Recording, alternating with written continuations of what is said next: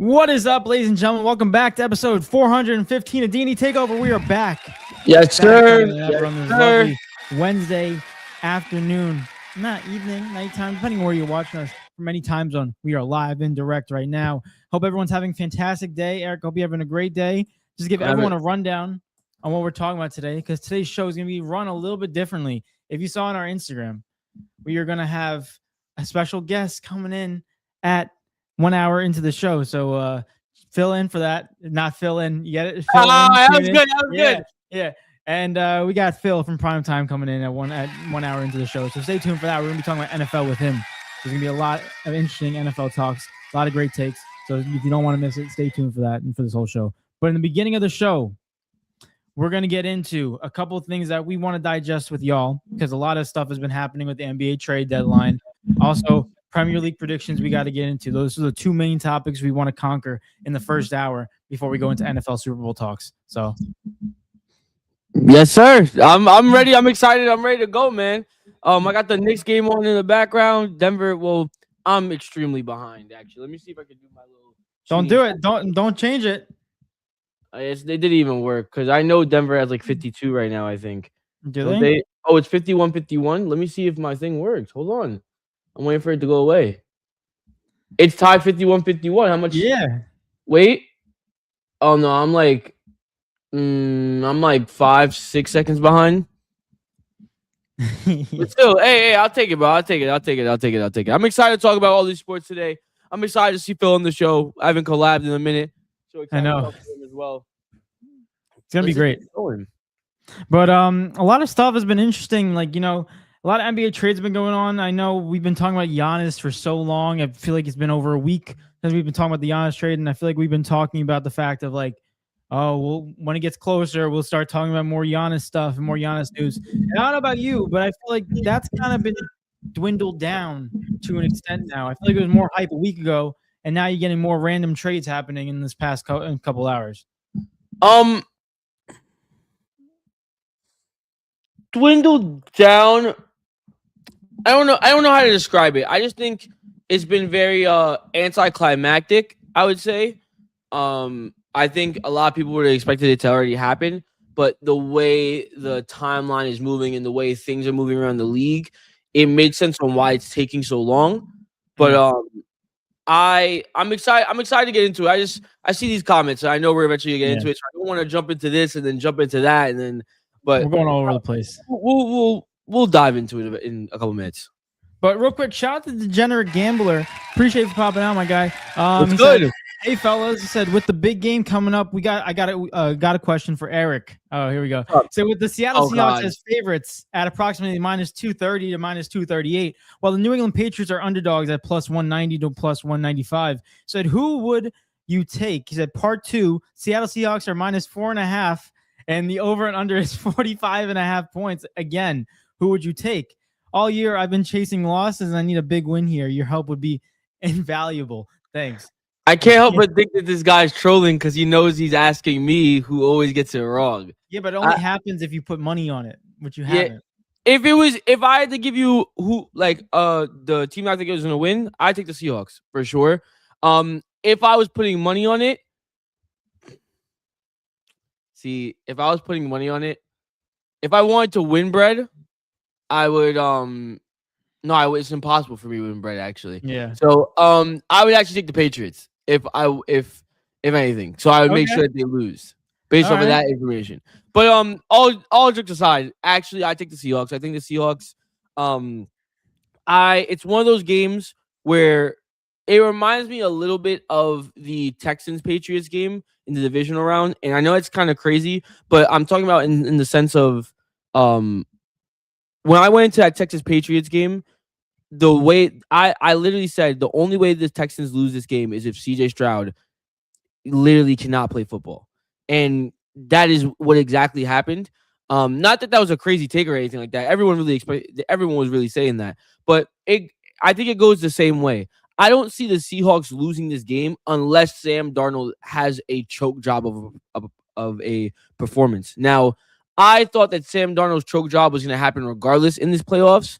However, we haven't seen it yet, and he's actually been performing at a really, really high level. I would hate, I mean, absolutely hate for it to come now. I hope it doesn't come at all. I hope the Seahawks win the Super Bowl. I hope they get their revenge from the last Super Bowl where they met and Marshawn Lynch didn't get the ball on the 1 yard line, things like that. All the storylines to finally go up, but that's the only thing I'd be concerned about. Everything else screams Seahawks win it all. Everything else, better football team, better defense, better offense, just better overall in general. More experience, I think, is a big one, especially coming from the quarterback position. I think when we'll get into the football talk later in the episode, but just give one little sentence and then we'll move on. Eric, you also didn't answer the fact, is it -4.5 Seahawks or +4.5 for Patriots? Who's covering the spread? If you're going to put money down, not what you actually think. If I'm going to put money down, yeah.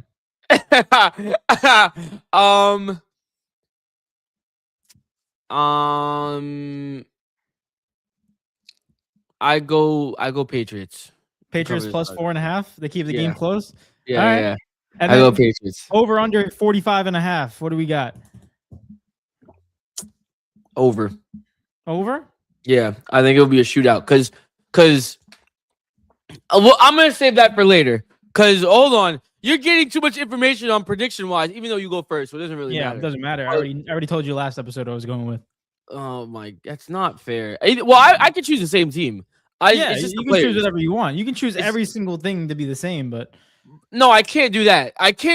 You could, but but then we just tie. Exactly, that's the point. Like you could still do that, but it doesn't make any sense. I would say I could choose a team. I just can't choose. I can't choose the same player props. That's the only thing I can't do. Fair enough. I gotta pick different players. Yeah. Degenerate Gambler, hopefully I answer your question. Thank you for popping out, and hopefully you get some money on Super Bowl Sunday. It's gonna be hopefully very interesting. Oh my God, he bet. Oh no, we'll get there after. Oh no, wait, Degenerate Gambler, please. This is not betting advice. Bet wisely, everybody, on this podcast. Bet Good wisely. Catch. Shout out to Jay. Thank you for popping out. Jay said, "How do you guys think about Frank Wright? I can't say his Reich. Hiring will impact the Jets. I can't pronounce his name for the life of me, but I know exactly who that is. And honestly, realistically, Jay, to get not too much about NFL real quick because we have that for the last hour of the show. Lagging.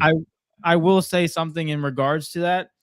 I am somewhat excited because if you look at his career, I know his head coaching career is absolutely butt cheeks and it's terrible. But if you look at when he was the offensive coordinator of some teams, I mean, you look at when he was Indianapolis head coach, right? He had one successful season and after that it all derailed. But if you look at him in terms of an offensive coordinator in his career, he's played for he's offensive coordinator for the Philadelphia Eagles and won a Super Bowl with them. So he has some experience. He's been to the big games. I think he's a better offensive coordinator than he is head coach, as some of these head coaches are in the NFL. But I just got to wait to see because you can be an offensive coordinator for a team that right now doesn't have a quarterback. So I don't know what to think about the Jets. I think it's a good step. It's an okay step. I'm not really like, wow, this is amazing, but I'm not also like this sucks. I think it's pretty good. I'm not going to complain about it. I don't really have any thoughts on it, to be honest with you. Yeah. It don't matter until you get a quarterback. Yeah, and the team sucks. None of this matters. They somehow managed to. They not only did they trade away Sauce and oh my God, I'm blanking. What's his name again? Quentin Williams. Quentin Williams. I mean, granted, they got a great haul for it. I know. But then on top of it, they just like cleaned house as a whole. Like, I'm not interested in the Jets right now. I don't want to talk about the worst team in the league, even though everyone loves to talk about it because there's such a big story behind it, and it's New York. But like, yeah, we literally live in New York. Yeah, it's a really big prevalence. Shout out to One Like Water. I mean, even I don't want to talk about the Jets because I'm a fan of them. One Like Water said, "Still can't believe how hard the Hammers choked the 2-goal lead." Damn, he's bringing up old stuff. Dan, get off my. Oh, I almost. You know what? Don't say it. Don't say it. Yeah, I gotta relax. I gotta wait till we get to the 2-hour mark. He said Chelsea comeback. That was nuts, and West Ham tasted.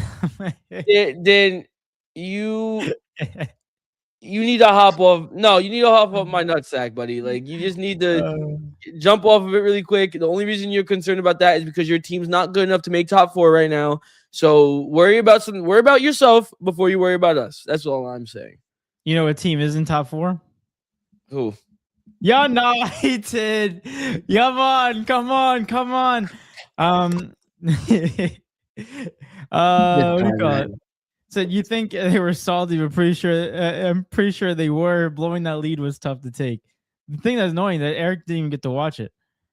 No, that's not annoying. That's not annoying at all. I'm glad I get to watch that dumpster fire. I'd have been heartbroken. My day would have been ruined. Genuinely, my day would have been ruined. You saw how happy I was when we was up. Yeah, he called me and they were up 1-0, and I'm like, I gotta go put this game on. And then after that, he didn't watch the second half, and then all of a sudden that's when it went downhill. So not bueno, no bueno. No bueno. Jay said, he said Bucks are sending counters. Might happen live, fellas. You could be breaking news. And honestly, if that happens, we will break the news for you guys. We're not gatekeeping anything. And plus, you have phones and technology. It will be notifications up on there anyway. So as we say, we'll talk about this stuff live. We'll see if the Giannis trade is going to happen. We're going to get into this whole NBA trades as right now, but I was more on the side of, I don't even know if this is going to happen in regards to the sense where it's been taking so long for something to speculate. And I feel like, from the rumors I've been hearing, is how quiet it's been in terms of news around Giannis. I mean, Jay just said the Bucks are sending counters, but at the end of the day, it's like, if you keep on sending counters, like, it means you're either trying to get so much out of it that it's going to make it like one of the biggest trades ever, or it's B, you're just trying to do this to see what you can actually get from teams. I know we got other comments to go through, but I'm on the side of the trade will happen, not only because of the fact that I have like two reasons. One, I think the Bucks are in a situation where I said this to David earlier. I think they're trying to milk every team right now. Every team is moving aggressive. Every team is like trying to get Giannis, seeing what they could offer, seeing how much it actually takes. Is it worth it? Is it not worth it? But the point is, there will be a suitor. There is going to be a team that's willing to give everything up.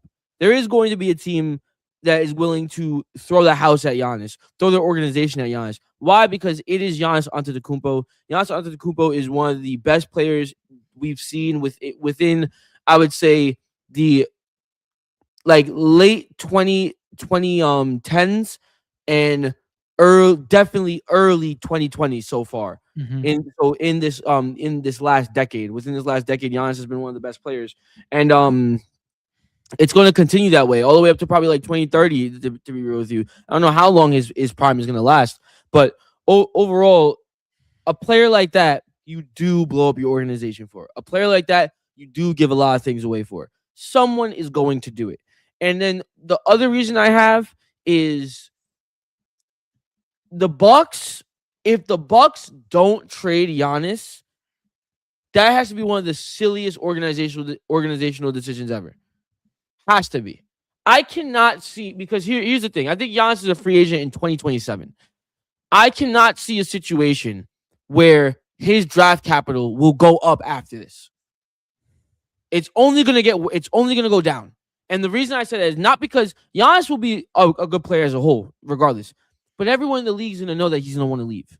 So the longer you wait, the more his draft capital comes down, because he already wants out.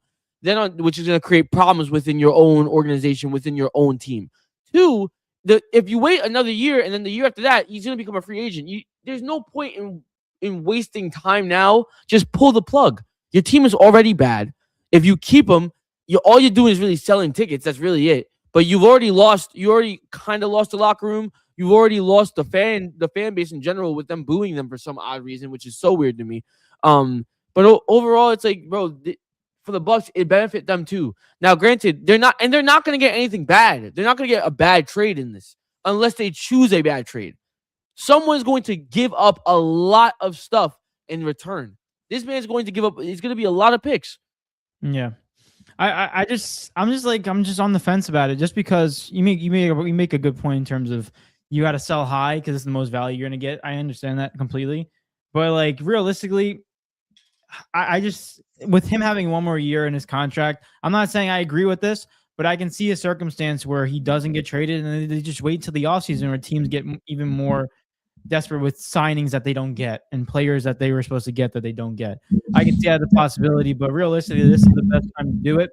I'm hoping that something happens in the next couple, today and tomorrow, because then that would just end the hype and then we can just move on with these new teams and see what's going on. But at the end of the day, we just gotta sit and wait. The Bucks, I honestly want to know what's going inside that stadium because I've been hearing a lot of stuff saying that Giannis is obviously choosing where he wants to go, but also they might be getting great trades from teams that Giannis doesn't want to go to. So it's just like it all depends on. Yeah, that's a great trade, but if Giannis wants to go there, that's all they're waiting for at this point. Because I know realistically, the New York Knicks was Giannis's top pick and beef like probably like a couple of days ago. And now the Knicks are not being aggressive with them because they're on a 7-game win streak and they're like, okay, we don't want to blow up our team because realistically, if we get Giannis, we got to get rid of Mikal, maybe OG, and a couple of bench players just to get him. And honestly, if you realistically look at that, they don't think that's worth it for their team based off of how their team is constructed right now. So we just got to sit and wait, see what Giannis is thinking right now, see what offers come in. But I'm 50-50 on whether it's going to happen. Hopefully it happens, but I don't know. If it doesn't, then it'll just be a waste. I'm looking this up right now just to double check myself. Yeah. But I want to say I'm pretty sure the last report that I saw about Giannis and where he wanted to be, it was either Miami or Minnesota. That's what it came down to. New York was in there, but then they stopped making aggressive offers. Yeah, but the aggressive offers have nothing to do with what Giannis wants. The aggressive offer has to do with what the Milwaukee Bucks wants. But he said that he wanted to be either Minnesota or Miami. And I think Miami. I don't know why he wants to be in Miami so bad, but I think Miami, I think Miami is the place he wants to be, which is. I feel bad for him. I can't find where Shams, if Shams confirmed it. I go off an NBA stream, shout out to them, but I can't find where Shams says it because Shams, I would trust that a little bit more. I mean, I think realistically, if we look at this in terms of what is the better situation for Giannis, like I don't understand the Heat situation because unless they fleece that trade and they have to get rid of Bam or Aware or Tyler Hero, but I don't see in any world where a team because realistically, you're going to get rid of Tyler Hero. You're probably going to get rid of another player, Andrew Wiggins. Like you're basically just Bam, Ware, Giannis. If you're lucky, you still keep those guys, and Donovan Mitchell. Not the other Donovan Mitchell. I saw a report earlier that the trade would consist of they would gut the team. Like he ruins it. I'm not gonna lie. That's not winning it. That's not winning anything. It would just be him and Bam. Like that's how bad. That's how bad they would gut the team. And him, Bam, and Wiggins. And Norman Powell. Those, but they wouldn't have they would kind of have a bench. But that's my point. I think the best situation for him. Though, what? It does not win you a chip at all. It doesn't. I think that's the worst situation for him because of the fact that Heat really don't have no depth on their team. And if you're going to get rid of all that, then it's just like another situation where you're going from one team to another team and you're not going to win anything. I think in terms of the best team available is Minnesota because if you go contract for contract, get rid of Rudy Gobert, give him Jaden McDaniels, give him a couple first-round picks, give him another bench player. I feel like you still have a shot at winning it because you still have, Ant-Man. And you have Giannis paired up with Julius Randle if he's still on there, if he's not a part of the trade. It still makes somewhat of a team that can put something out there. Julius would have to be in that trade. There's no way they would trade Jaden McDaniels and picks, and that's going to be enough. Again, that's the Bucks getting fleeced. That is the Bucks getting fleeced. I don't care how many picks you get. You have to get something in return. I would say. I mean, I would say, yeah, I like the Minnesota trade. I want to look something up really quick with Minnesota because I need to see. I think it'd be Randall and I think we're definitely right in the fact that it'd be Randall and Jaden McDaniels. But the thing is, what I want to see is, so the starting lineup would be what? Dante DiVincenzo, Ant-Man. Who's running that three is the question. Or what? They're gonna start Bones? Who's running that three, bro? The three Bones can't. He's for 6'2". He can't. They would have to get something. They would have to get a wing in return. Like it would have to be like Dante. I'm just throwing something out there for real. I'm not even like fully thinking about it. Like they're not running Joe Ingles. There's no way. It'd have to be like Dante, Bones, Dante, Ant, Giannis, Nas, Reed. It's a good team, but they don't have a bench at all. Like their bench is like background big minutes gone. Yeah, there's nothing there. So it's like it is the best option as far as if you want to compete, but at the same time, is it because you gotta go through the West then? And the West is a gauntlet. If you don't have a super team in the West, you're not going that far. Let's just be so real right now. You only going so far. Giannis is only going to get you so far. But I look at it over in the sense of I also love the fact how this trade is being handled.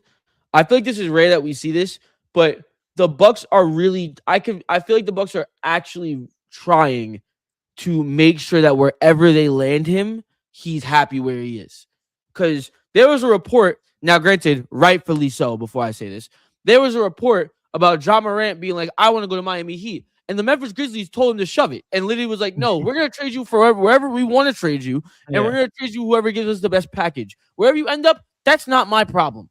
And I understand that one. But like this one, I don't like the fact, I feel like Giannis should have been a Buck like all-timer. And I think Giannis wanted that as well. But I think both of them have reached to the agreement that like, bro, this is not going to work. And we want to, and this is a proper way to let go of one of your best players ever in your franchise. You know what I mean? And in other words, they're letting him off, and they're trying to let him off in a good way. Like they're trying to do him justice, but they also have to protect their franchise. And with that being said, I mean, listen, for what it's worth, if we're really being honest, he should not be going to any of the teams that he wants to go to. Because I think what they get in return, they could possibly get something better from other teams. But they're just choosing not to, which I can respect. But like, because like I keep looking at the San Antonio Spurs, bro. Yeah, I keep looking at it, and I'm like, man, they must have some type of draft capital. Because like you throw Dylan Harper, that was the second pick in this year's draft, bro. That is the young player. It really does only have to be Dylan Harper. Dylan Harper, maybe one more player, and that covers it. And then you just throw a bunch of picks at him, dude. That's perfect. That's perfect for both sides. But the only person that doesn't win that is Giannis because he has to go to somewhere he doesn't want to go. Yeah, and that's the tricky part when you give a player a power of where they want to go. Like I understand because he's done a lot for the organization. That's all. I'll do respect, but at the end of the day, it's just like it limits your options and who you can actually get overall. Realistically, I don't know. I don't know what is going to happen. You know, you everyone listening here, Eric knows this is the best too. Everyone knows my thoughts on trading superstars and giving up so much because we've seen it happen in Brooklyn. We've seen it happen all over in teams, and they never really get a championship. Not never really. They never get a championship, period. And it just like at the end of the day, you need A, B, and C to make it far into the NBA playoffs. And I feel like in order to get a player like A, you're going to have to give up B and C. And I just don't think that's going to be valuable, especially it's not going to be good enough for a team going into the playoffs. If the Minnesota Timberwolves were in the East, I'd do it in RB. If they was in the East, easy work. Because that team, as crazy as it sounds, they can make it out the East. They'll figure out a way to make it out the East. The West, there's too many ballers.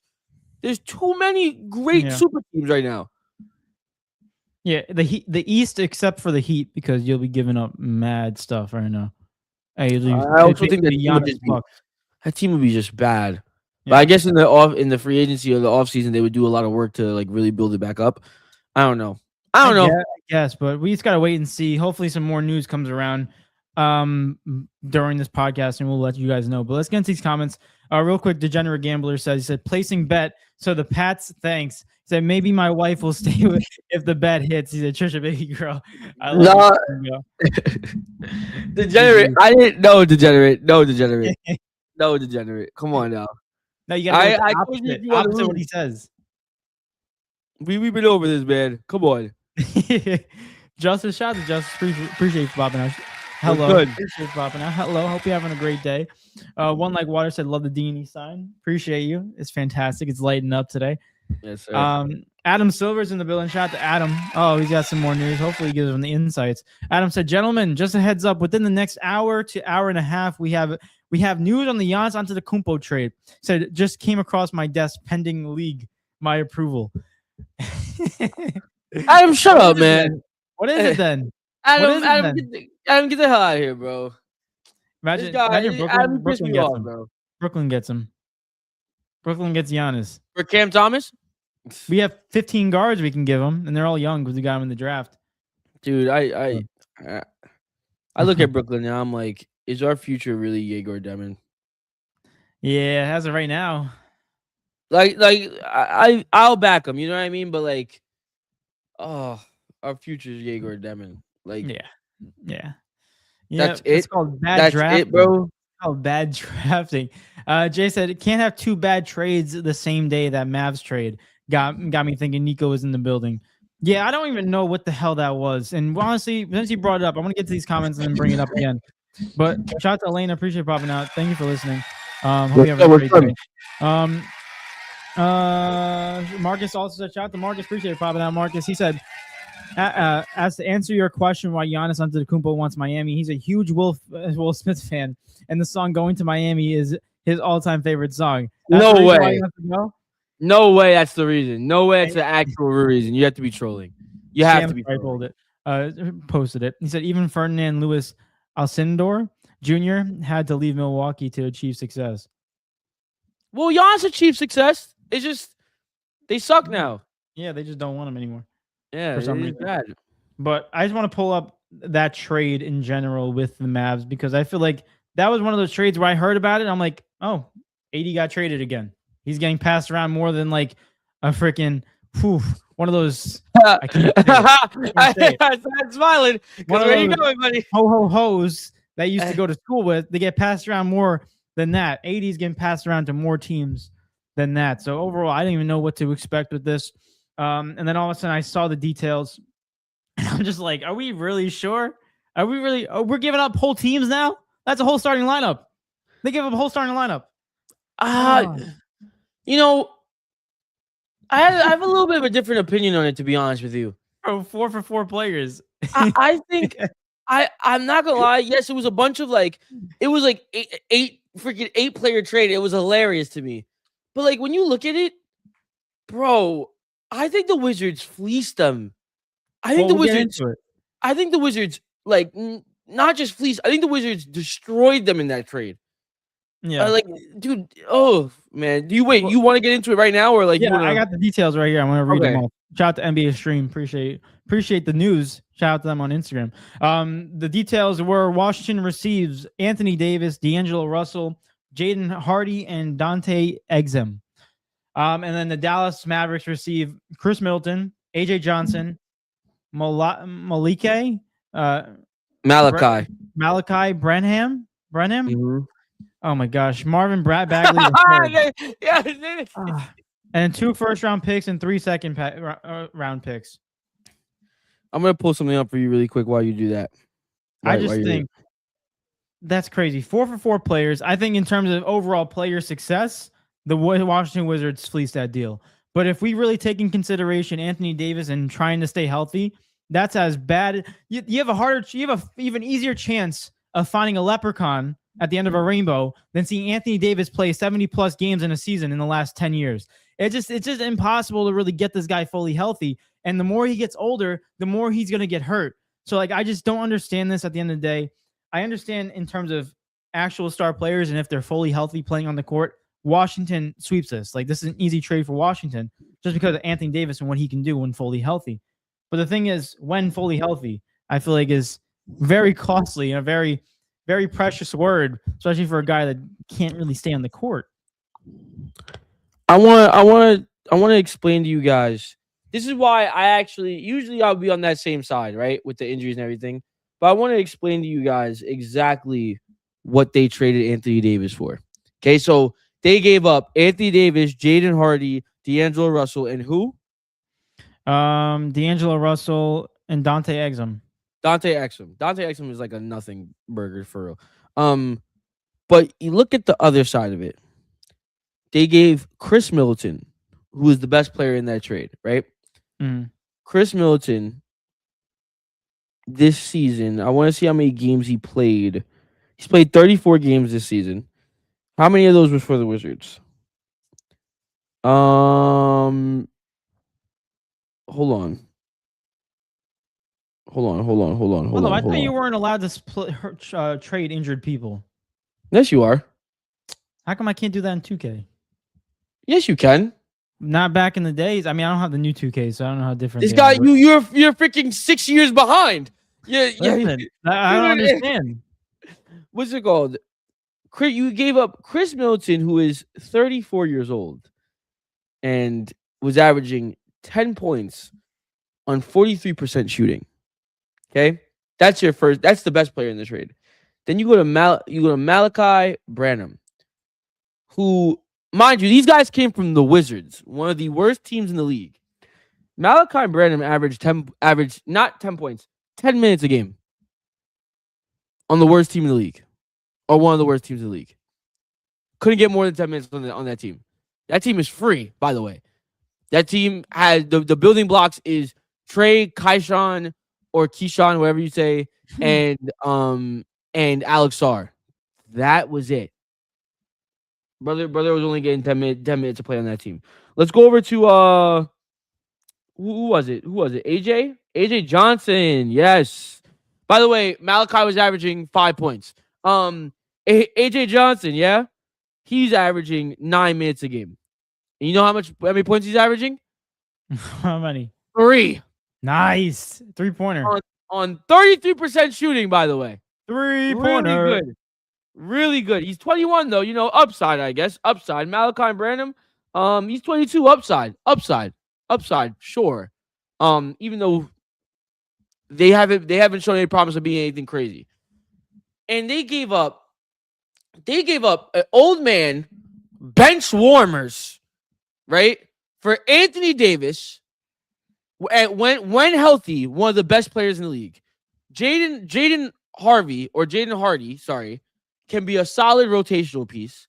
D'Angelo Russell, if he plays realistically, that's what it is right now. D'Lo's on more of a decline, even though I still love you, D'Lo. But I mean, he might get waived too because they have so many guards on the team. He might get waived, honestly. You're right. And they give up. If you look at the picks that they gave up, they give up a first-round pick and 2 seconds. That's what it was? 2 first and 3 seconds. If you break down, because I watched a video on it afterwards, if you break down the picks that they gave, first of all, it's a bunch of second-round picks, and I'm not going to lie to you, second-round picks are like, hit or miss. You have to be good at drafting. You can get a Jokic. You can get a Jokic, but you got to be able to find a Jokic in order to get a Jokic. And by the way, Jokic in that situation is like a 1 of 1. Jokic, when you think of second-round picks and becoming a generational athlete, like that's you don't come across that at all, basically, right? But they give up 2 first-round picks. If you look at the first-round picks that they have, they're at the end of the draft. They're at the end of it. It's like the 30th pick from OKC and like the 20th pick or something like that. It's not good picks. They didn't really give them nothing. And it's like it was either give them those picks or hold on to those picks and what? Pay Chris Middleton? And let Chris Middleton hoop? Like what did they really lose? That's what I'm trying to figure out. Like they didn't lose any. Their capital that they lost wasn't even capital that they was going to be able to do anything with, unless they drafted well. So instead, they were like, you know what? Here, throw AD there. Let me get a top 15 player if he's healthy. And even if he's not healthy, guess what? We still suck, and we're still going to be bad, and we're still going to get a top pick next year. So imagine this now, right? Now they're in a situation where you can have all those first-round picks because we're still going to be bad regardless. Trae Young might not play. I don't know if Trae Young's even played a game for the Wizards yet, right? No. Trae Young might not play. Anthony Davis might be out for the rest of the season. So there's still going to be straight buns. And then they'll go into the draft, and they possibly could walk up with AJ DeBansta. And now you're going to next season with Trey Johnson, Keyshawn George, Trae Young, AD, Alex Sarr, and AJ DeBansta. Like, dude, you're in a good spot. You're not going to win a championship, but I don't think that was the point of this. I think the point was just to, it was to develop the future, and you don't stunt anyone's growth by bringing AD. Alex Sarr will play the 5. Keyshawn will play either Keyshawn will play the 2, the 3 or the 2, or most likely the 3, right? And Trey will swap between the 1 and the 2. They're gonna be ready. They're gonna be ready to compete. DeBansta will come in, take over the whole team. Simple. And you look at the Mavs. I'm sorry, I keep ranting. I'm so sorry. You look at the Mavs. What did they get, bro? For real. Chris Middleton and friends. Oh my goodness. And realistically, you really know if Chris Middleton's going to be on that team because we've seen so many people get waived recently. So we'll get into all that stuff. But just one more quick thing about this. I see your point, and that's 100% true. And honestly, the Wizards, when you're that bad, you have nothing really to lose. And honestly, you gained a lot. Not a lot, but you gained something. You gained more than you lost. My only thing is, I just want to play a quick game with you. You know how much I love this. I want you to take a guess on how many games Anthony Davis has played this season. I feel like this is a yearly occurrence where we play this game, and it's so exciting. Don't look it up. I'm looking up how many games the Mavs played in total. 50 games. 50 games. He's definitely played like. No, I actually think I know the number. I think I heard it in the video. Was it like 29? Wait, this season, 50 games out of 50 games this season available. 20? Exactly, 20 on the money. He's only played 20 games this season. He has played less than half the season, and if not more. Like, realistically, we're looking at a situation. Yeah, you got Anthony Davis, but like the question is, if healthy, I feel like more becomes, yeah, he's never healthy.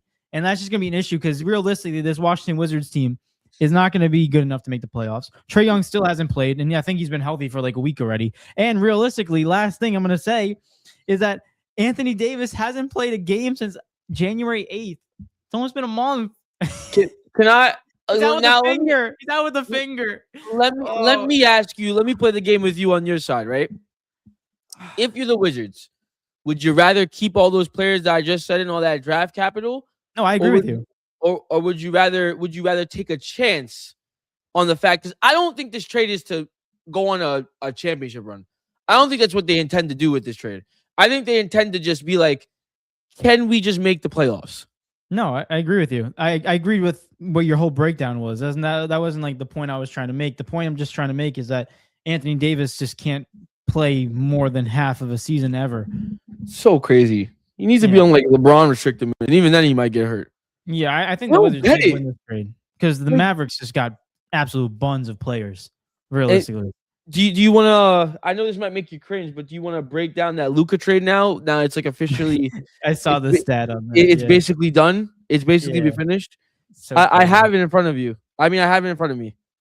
What is it? So in return, what the Mavericks received for Luka Doncic was 3 first-round picks, 3 second-round picks, Max Christie, Chris Middleton, AJ Johnson, Malachi Branham, and Marvin Bagley. How many picks did Rudy Gobert get? 5? hey, Luka got 6. It's just 3 of them is second rounders.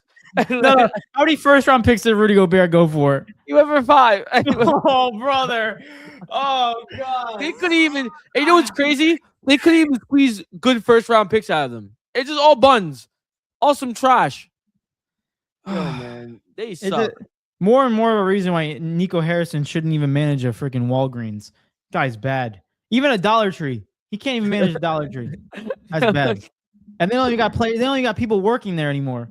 It's like a ghost town if you ever walk into a Dollar Tree nowadays. It's crazy. There's always like 1 or 2 cash register people, and that's it. Like, who stocks the refrigerator section? I have no idea, bro. Yeah, they got 20 piercings in their nose, freaking tattoos on their face. Nothing wrong with that. But at the end of the day, it's just like you just wait. There's one cashier, one guy working in the aisles, and there's only 2 people working, and you have a line all the way through the aisles. It's like, yo, bro, Dollar Tree's a nightmare sometimes. Like, there's some places that you look at and be like, how do you still have business? And like, that's one of those places I look at. I'm like, what the hell? Because like why would you go to a 7-Eleven when you can go to Dollar Tree and get Doritos for $1? You know what I'm saying? Yeah. Why would I go to Dollar Tree and wait 25 minutes to get one?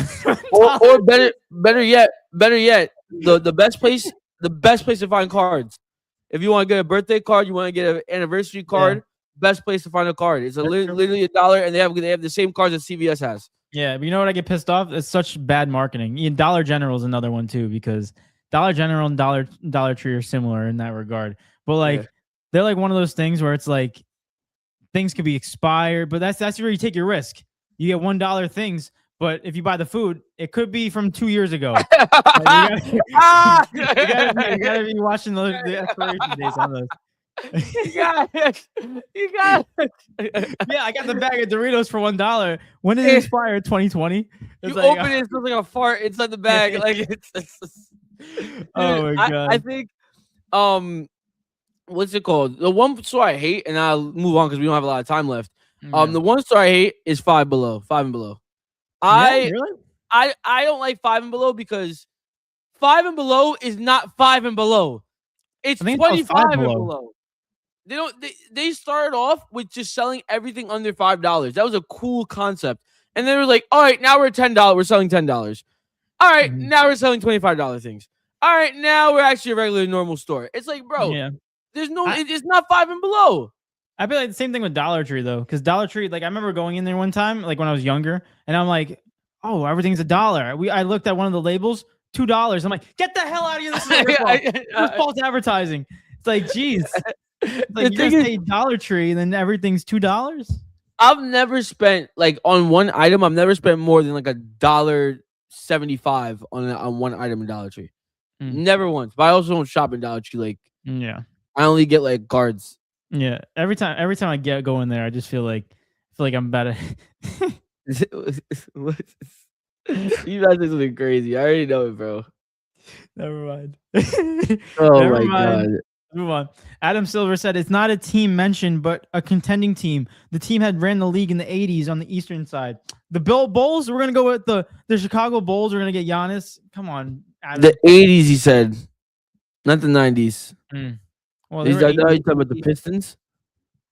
80s. I mean, didn't the Bulls win 2 championships? They did. I mean, they did, but like ran the 80s.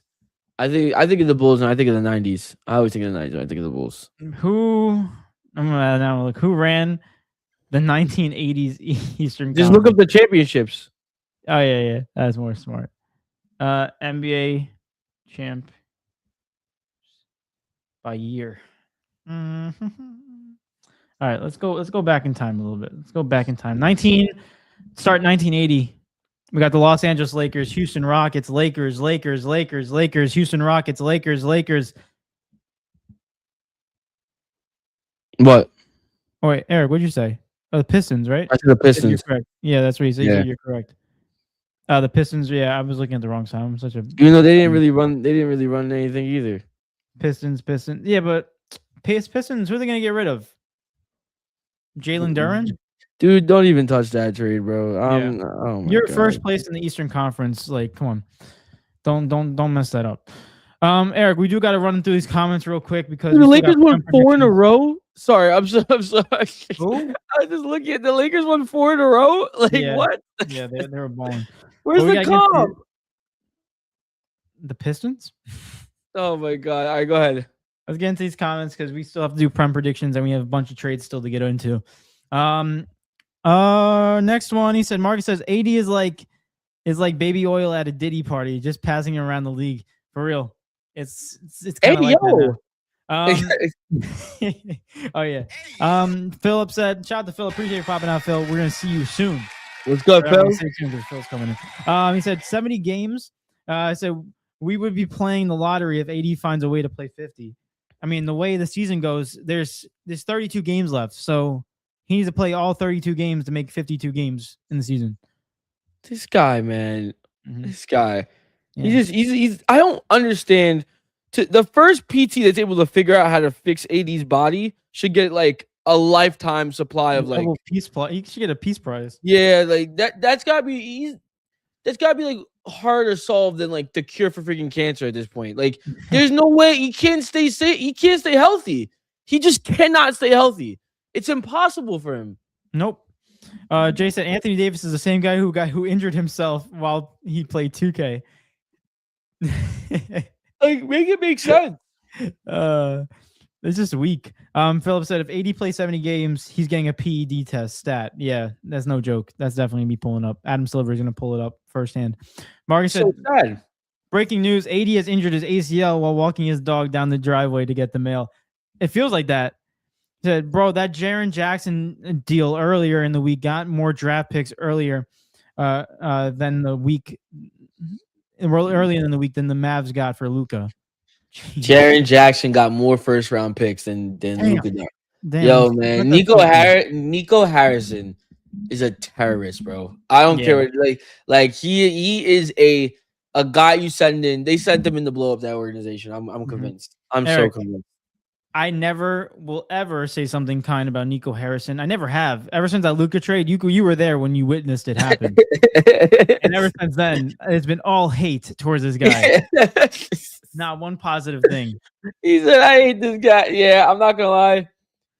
I wish I could delete that from existence. I wish that never happened. I really do. Yeah. I really do. Philip said Dollar General has a frozen section. That has to be barren wasteland inside the wearing wasteland. Dude, because like in grocery stores, they have people behind those freaking freezers. Who's behind the freezers in Dollar Tree, bro? There's no way. It's the freaking boogeyman or something back there, bro. I don't know what's going on. You ever look through the cracks and try to see what you got back there? All pitch black. And I'm like, damn, it's like the unknown. It's scary. Marcus says, nah, the frozen White Castle burger is always on deck at the Dollar General. That's when you know. That's when you know it's messed up. So I represented more teenage defendants than anyone else. Reason for arrest: shoplifting from Five Below. Damn. Wow. They probably got pissed off about everything over. They only had $5 when they went in there, so they had to steal it. False advertising. Oh my god! Yeah, honestly, I wouldn't be shocked if they walked in with $5. They're like, "What the hell? Everything is $10." They walked in. They're like, "All right, I'm gonna buy some nice speaker for $5." They go in there. It's $10. Yeah, I'm stealing it too. Yeah, I'm like, screw you guys. You be like, "Yo, this is $5. Take the $5, or I'm walking out of here one way or another." Bear said, shout out to Bear. Appreciate popping out, Bear. He said, boys, love y'all. Can't stay. Just wanted to say what's up. Appreciate you popping out, though. Thank you for stopping by. Appreciate you, man. Love you too, man. Let's move on into the next trade. We only have a couple minutes really to dwell on each one and then get into the Prem predictions. But realistically, let's get into some trades that I really don't care about. One being, I mean, honestly, there's a lot of trades that are pretty impactful in that sense. Yeah, let's just scratch my take. Jaren Jackson Jr. got traded early in the week. That was the first trade to happen this week. Was that early in the week or today? Why am I tripping? That was yesterday. Yesterday. I'm tripping. Damn. So many trades. I didn't know what was going on, man. Yeah, Jaren Jackson Jr. went to the Jazz. Also, John Conchar. Also, Jock Landale and Vince Williams Jr. also was in the package to Utah. And Memphis received Walter Clayton Jr., Taylor Hendricks, Kyle Anderson, getting passed around again. Kyle Anderson. He just played for them last year. He's going back to them. And Georges Niang and 3 first-round picks. So that's what Memphis received. They got a 2027 first-round pick from the Lakers, 2027 first-round pick. Most favorable, you said Cleveland, Minnesota, Utah, and 2031 first-round pick via Phoenix. Yeah. Oh man! And realistically, I'm gonna get my 5 cents in real quick if you don't. Yeah, mind. Go ahead. I do want to talk about this because of the fact of the Utah Jazz. They are currently 7 games out of the 10th spot in the play-in tournament. It's very hard to catch that up because Portland Trailblazers, they are a decent team. They got to give some respect. But if you look at this roster now, I've been saying how much I respect Keontae George, and I think he's a fantastic player. This is probably his most improved season of the year. But honestly, you look at that lineup, dude, that's not a bad team. That's a team that can make a playoff. It was specifically a play-in tournament this year. I mean, if you look at just the depth chart in general, you got Keontae George at the point. I don't know what they're going to be running. Obviously, they changed some lineups. We'll see what happens. But you got Keontae George at the point. They got Cody Williams. I don't know who the hell that is. I'm going to be real honest with you, chat. But we're not focusing on him right now. Also, you got Ace Bailey at the small forward. You got Larry Markkinen. And now you got Jaren Jackson Jr. at the center. That's a pretty good. And off the bench, you got Kyle Filipowski, who's been a great second year for them. Also, Bryce Tenenbaum, who's been really good for them as well. Isaiah Collier, Yusuf Nurkic. They got Nurkic? Yeah, they got a good team. They got a real good team. And I feel like people, that trade might be go under the radar because of all the other names that happened. But that's a trade that the Jazz, they got a good success. I know 3 first-round picks are kind of excessive, but there's a Lakers pick and a Suns pick. So realistically, that's in the 20s. I think the Jazz got this pick. I like this trade for them. It makes them a team that can actually put up a good fight in the West. They just got to upgrade that bench now. I think they have to upgrade just a little bit, just a tad. I also think, just to bring 2 cents in it as well, I think this trade is another trade that we look at it next year and see what it does. Is there a possibility that they could sneak in? For sure.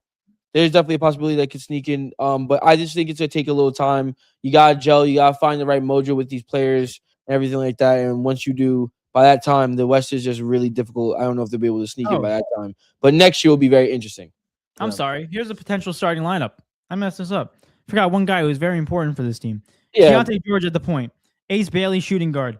Larry Market in small forward. Jaren Jackson Jr. power forward. And at the center, Walker Kessler, one of the best defensive block big men in the league and rebounders. So, yeah, we forgot about Walker Kessler. And they have Yusek Nurkic coming off the bench. You said Kessler, though. You said Walker Kessler.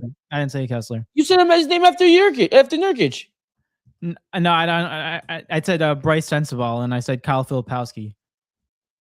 I just could have sworn you said Kessler right after Nurkic. Yeah, because Kessler's starting. But that's a good lineup. That's a really good lineup.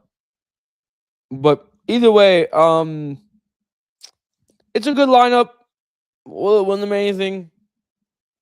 Probably not. Maybe unless Ace Bailey, unless if Ace Bailey want to turn into like a really good hooper, like on the same level as his peers of Dylan Harper and Cooper Flagg. Well, no one really is on Cooper Flagg's level right now. If he wants to turn into his peers or the level that his peers are playing at, then sure. Then you could really talk about the Jazz. But overall, it's just more like push for play-in success. Yeah, I just think this year, what their goal is this year to make the play-in tournament. I think with that roster, everyone healthy, I think that's very possible. Very possible because teams like Memphis is taking a decline. Also, Dallas. And even if you don't, it's fine because you're still gonna get a great pick, and you're still young. Exactly, you're still a young team, so you're good. It's a good spot where they are right now for the Utah Jazz. Next trade we're gonna get into was in fact the Bulls and the Pistons trade, where Jaden Ivey and Mike Conley find their way into the Chicago Bulls, and Pistons receive Kevin Huerter, Dario Saric, and a first-round pick, 2026, out of Minnesota. I love that trade for the Pistons. I love that trade for the Pistons. For the Bulls, they just love guards. I don't know what's going on over there. They offloaded. I know you're getting into it, but they already offloaded a couple, like two other guards that they already acquired. But overall, for the Pistons, just get some a little bit of shooting, a little bit of backup big, and a pick in it. Why not? Perfect. I mean, it's good for their development, especially with Cade and Duren. That's gonna be a great duo in the futures to come. They're still very young. I'm not really going to speak much about this. I think it's a lot of uncertainty with Jaden Ivey because of the fact that he's coming back from a broken fibula, I believe. It was a fracture of his leg. So I was going to see how he comes back after that. Definitely, he can definitely still come back as the player he was before and better. But it's just we'll see how he is in the Chicago Bulls. I feel like that kind of stunts his growth, especially with Josh Giddey there. So, yeah. We'll see. I felt like either way, he would have came back to a team where he would kind of be stunning his growth. He goes back to Detroit. He goes with Cade. Cade is primarily the ball handler. Goes to Chicago. He's with Josh Giddey. Josh Giddey's the main guy. Next trade I want to get into is, in fact, I'm going to be honest with you, dude. This is probably my favorite trade, and I do not like this team at all. But I think this is my favorite trade for them. The Boston Celtics trading Nikola Vucevic for Anthony Simons. And both teams swap second-round picks. Again, I hate the Bulls. I don't know why they did that. Like, I don't know why you would willingly give this team a center. I don't know why you would do that. Mm-hmm. Now we have to worry about Vooch and being the Celtics as if they already wasn't good enough as it is without Jason Tatum. Now Vooch is there too. Just for a whole other freaking guard as well. Like, what the hell, man? And on top of it, I guess you could say that Anthony Simons' trade or acquirement in offseason just didn't work out as a whole. Yeah. That they tested it, they didn't like it. All right, there you go. You're out of here.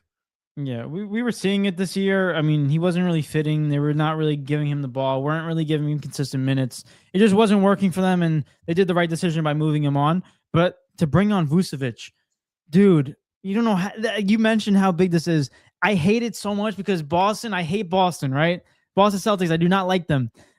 But for their organization, they just find ways to keep on getting players. Remember Derek White when he got traded a couple years ago? And I said that was going to be a great trade for them. It's going to really revamp them. Nikola Vucevic, Yo, this is a great trade for them because your best center was Quetta, and I'm not going to try to mess him up. I'm probably butchering his name. Isn't he Portuguese? Portuguese. He is Portuguese. But I'm not trying to like bash my fellow Portuguese player, but like realistically, Vucevic is a big upgrade compared to Quetta. So I think overall, I think we're looking at a situation where Vucevic can stretch the three. He can stretch the court on offense, shoot the three, go in the perimeter, go into the basket. He can get those boards. Right now in the season, he's averaging 17, 9, and 4, shooting 51% from the field. That's just good enough numbers. He doesn't need to be an all-star superstar. He needs to be a guy that puts up consistent numbers like that. Because guess what? When JT comes back in the playoffs, they're going to be a little bit more scary to watch. So I like this thing for Boston. They got that center. They got that big man that they can rely on. So big trade for them. Yeah, I hate this in the sense of I don't know why we gave Boston another chance. Why we keep doing this as a freaking league? Like, let Boston. Oh my gosh, man! I don't want to like. They keep getting away with this. It's so annoying. It's not that it's even like. It's not that it's an unfair trade, but like it's also like Bulls. Why? Why do you need Anthony Simons? They want more guards. They want more guards, Eric. Oh my gosh, they're hogging all the guards, and to see what they traded it for. Oh my goodness, but we gotta. It's crazy. Yeah, it's crazy, but I love that trade. That's my favorite trade of the whole. Not a whole couple trades that have been going on. But screw you, Boston Celtics. Boston City is beautiful, but Boston Celtics, no, thank you. Next trade we got to get into, which is also a big one that happened. That's what she said. What the hell? I caught myself. Not the Boston Celtics. The Cleveland Cavaliers traded Darius Garland away to the Clippers for James Harden. And here's the trade details. The Clippers are trading James Harden to the Cavaliers for Darius Garland and the second-round pick. That's it. I think we have similar yet different opinions on this trade. Mm-hmm. I think at the end of the day, we're going to look back at this trade and it's going to mean realistically nothing. I think maybe we say that the Cavs won, maybe. But it's not going to lead into a championship aspect of things. A lot of people are very hyped about it. A lot of people are very excited about it. We'll see what happens. However, I gotta say, man, the Clippers. When you really step back and look at what the Clippers have right now, it's kind of like, yo, what happened, bro?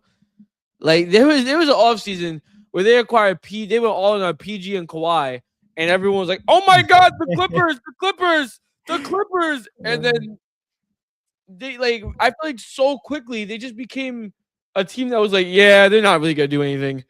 Yeah, like they went all in on all this stuff just for nothing to happen. Just for them to trade they might as well trade a Kawhi away at this point. They might as well just restart, just blow it all up. What's the point? Yeah. Trade Kawhi because once he starts declining, he's already an injury-prone type of player. Once he starts declining, you're not gonna get nothing for him. Might as well get some picks. You might be able to get more picks than you got for Luka. You know what I mean? You might be able to do a better job than Nico Harrison still. So everyone can get more picks than Luka at this point.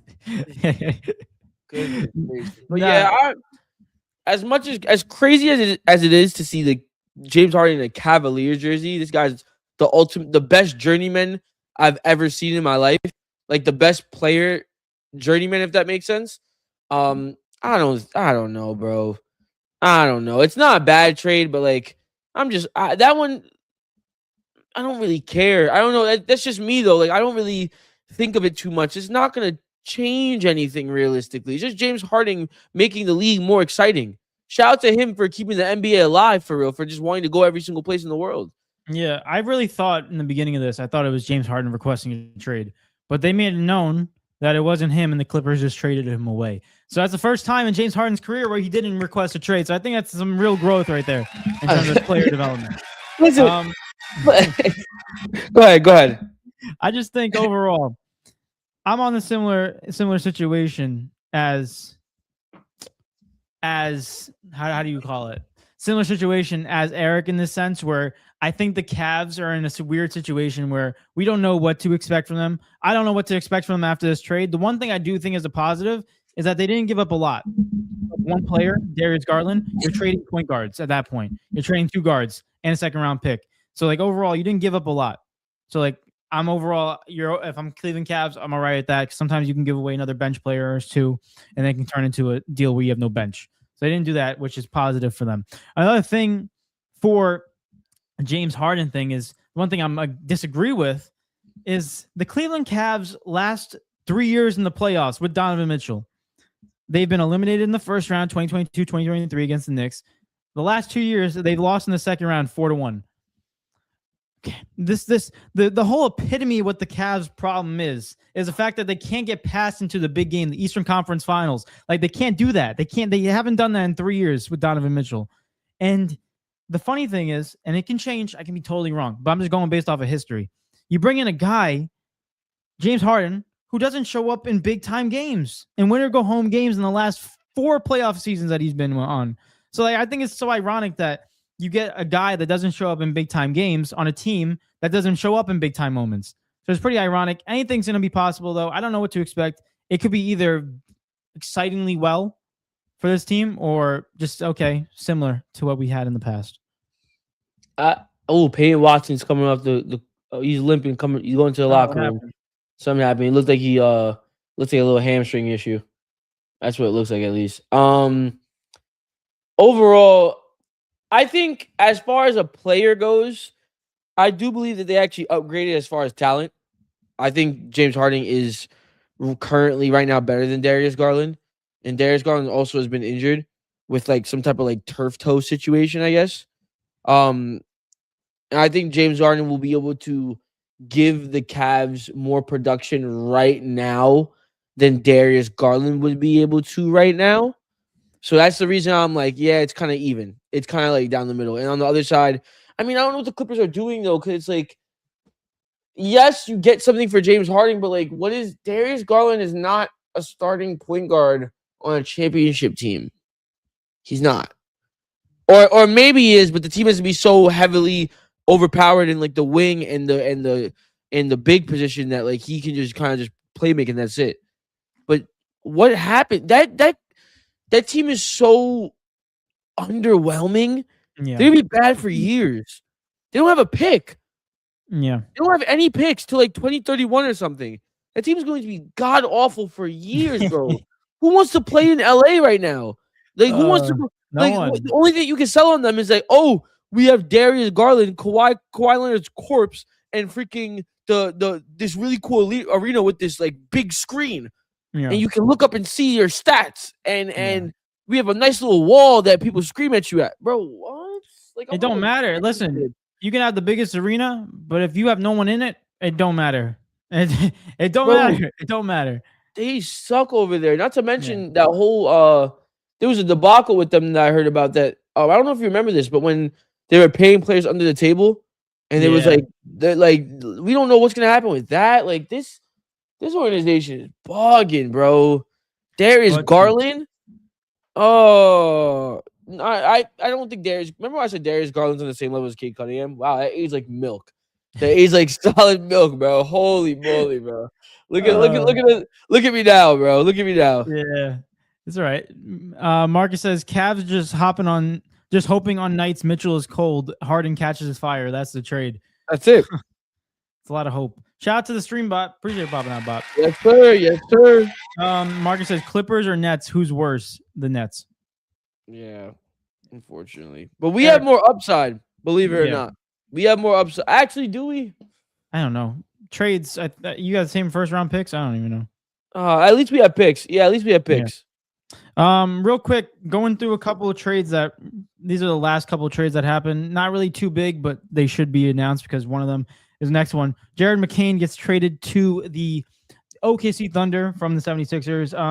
The 76ers are trading Jared McCain to the Thunder for a 2026 first round pick in 3 seconds. Just for free. You go free bread, bro. Go. You get some picks. We get to make our team even more goated. Come on, bro. Jared, we forget. Are we forget who Jared McCain is, bro? Like he can hoop. He can hoop. That's a solid backup guard, bro. Oh my gosh, man. That's not fair. It's a good pickup for the OKC Thunder. Next trade we have is a 3-team trade where the Bulls are trading Kobe White and Mike Conley to the Hornets in a 3-man team, 3-team trade where we have the Hornets receiving obviously Kobe White and Mike Conley. The Bulls are receiving Colin Sexton, Ousmane Dieng, and 3 second-round picks, and the Thunder receive Mason Plumlee. Like again, bro. Again, that's one of them nothing burger trades. I mean, shout out to the Hornets for getting a little bit more depth, but like, I don't know what the hell the Bulls are doing. I really don't. It's like I feel like they're just trading a bunch of stuff around and being like, let's just mix it up a little bit. Let's see what happens. Let's see what throw stuff at the wall, see what sticks. Yeah, the owner just put his son to put these trades in. Didn't even know what happened. Was on a nap. Next trade, Toronto Raptors. The Clippers are trading Chris Paul to the Raptors, and he will be waived. And this trade details include Brooklyn, where the Toronto Raptors received Chris Paul, but obviously he got waived, so he's not on the team. So basically, Toronto got nothing. They gave up. Brooklyn received Okaji Abaji. Yeah, we'll go with that. Second round pick. And cash. I do know Okaji. He's a good bench player. And Los Angeles Clippers get Vana Marakovic. Give me a break. What are these names? Made up 2K names. Yeah, listen, it's another one of those trades where it's like, okay, yay. Yeah. Like, good job for y'all. Little. Yeah. I hope they're not like this tomorrow, bro. I really hope not. I really hope not, bro. If I can read about Obaji, bro, tomorrow, I'm gonna crash. This would be so anticlimactic. What do you call it? And that last trade for today, last trade of the day. The Cavaliers trade Lonzo Ball, who will be waived, along with 2 second-round picks to the Jazz. And most likely, the Lonzo Ball will go to the Hornets to reunite with his brother. Imagine he's backing up his little bro. That's crazy. And they got 2 other guards that they just traded for in Hornets right now. What the? Yeah. Oh my God, bro! Just put the Hornets just got Kobe White and Mike Conley, and now they want to get Lonzo, and they got LaMelo. That's 4 guards on the team right now. They should just waive Mike Conley and then just trade Kobe White to the Nets, bro. Come here, just quick swap. You get Cam Thomas, we get Kobe White. I love that. Yeah. I'll give you Cam Thomas, a 2nd-round pick for Kobe White. Thank you. You're welcome. Real quick, appreciate everyone in the building right now. We're an hour and 7 minutes into the episode. Thank you for listening to us. And Philip is in the building. He should be coming in soon. The blue Phil. What a way to introduce. We're gonna get into these comments real quick, and then we're gonna get into our prem predictions, and we're gonna get into some Super Bowl matchups. So we're excited for this. Bring Phil on too. Marcus says, but you said it with confidence, so we accepted the take. What about the Brooklyn Nets and Clippers? No, the Darius Garland and Cade. Oh. Marcus says he said these trades are like being forced to pick the kid who sucks at every sport just so he doesn't feel left out. Oh my God, bro. I don't understand teams that get somebody and then just waive them automatically. So you basically got nothing out of the trade. I don't get it. Don't make any sense. Well, you free up cap space. That's the biggest thing. I guess so, right? Let's get into some prem predictions, Eric. Let me just get these numbers up. Let's do it. The score is 82 me to 81 you. Oh my God. Oh wait. Oh, the City game was on today. They thrashed Newcastle. So it's Arsenal vs City in the final. What a final, man. What a final. I'll be ready for that. That's the Carabao Cup. Sorry, I was just talking about stuff. Eric, can you read this comment from Jay while I look? Yeah, Jay said, guys, because of you, I decided to play FC 25. I did manage a career franchise with Wrexham. Rate my first transfer buy in Kwame Poku. I'm also looking at Alex Minghan and Ellis Sims. Listen. I don't know who those players are, but I'm sure they're ballers for you, buddy. I'm sure they're ballers for you because Wrexham at the time, if you're playing FC 25, he said, FC 25. That means Wrexham's in League One. Yeah. So you're buying a bunch of nobodies right now, but it's okay as long as you guys can just get the promotion. That's all that matters, bro. Keep grinding, keep going. I thought he was going to say Kwame Brown. I was like, hold on. Just get the promotion. That's all that matters. Just get the promotion. Smells like promotion.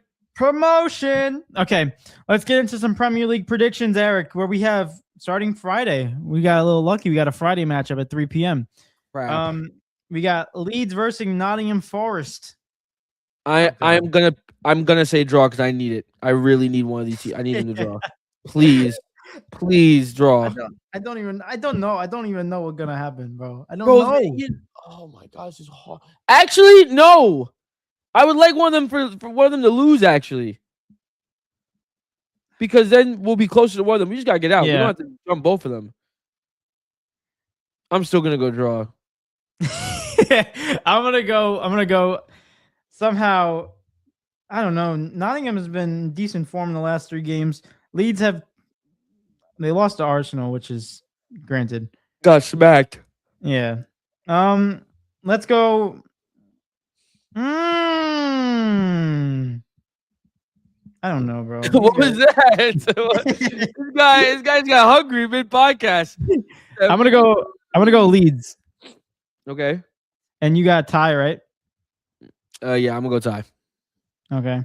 Next one we got is Manchester United going up against Tottenham Spurs. I wrote mine down already. United. I'll go United. Yeah, me too. That's what I got down. Yeah. United. All right. Next one. A 10 a.m. game. We got Bournemouth at home against Aston Villa, who have been butt cheeks. I mean, they've won 3 in their last 5, but they lost their last game.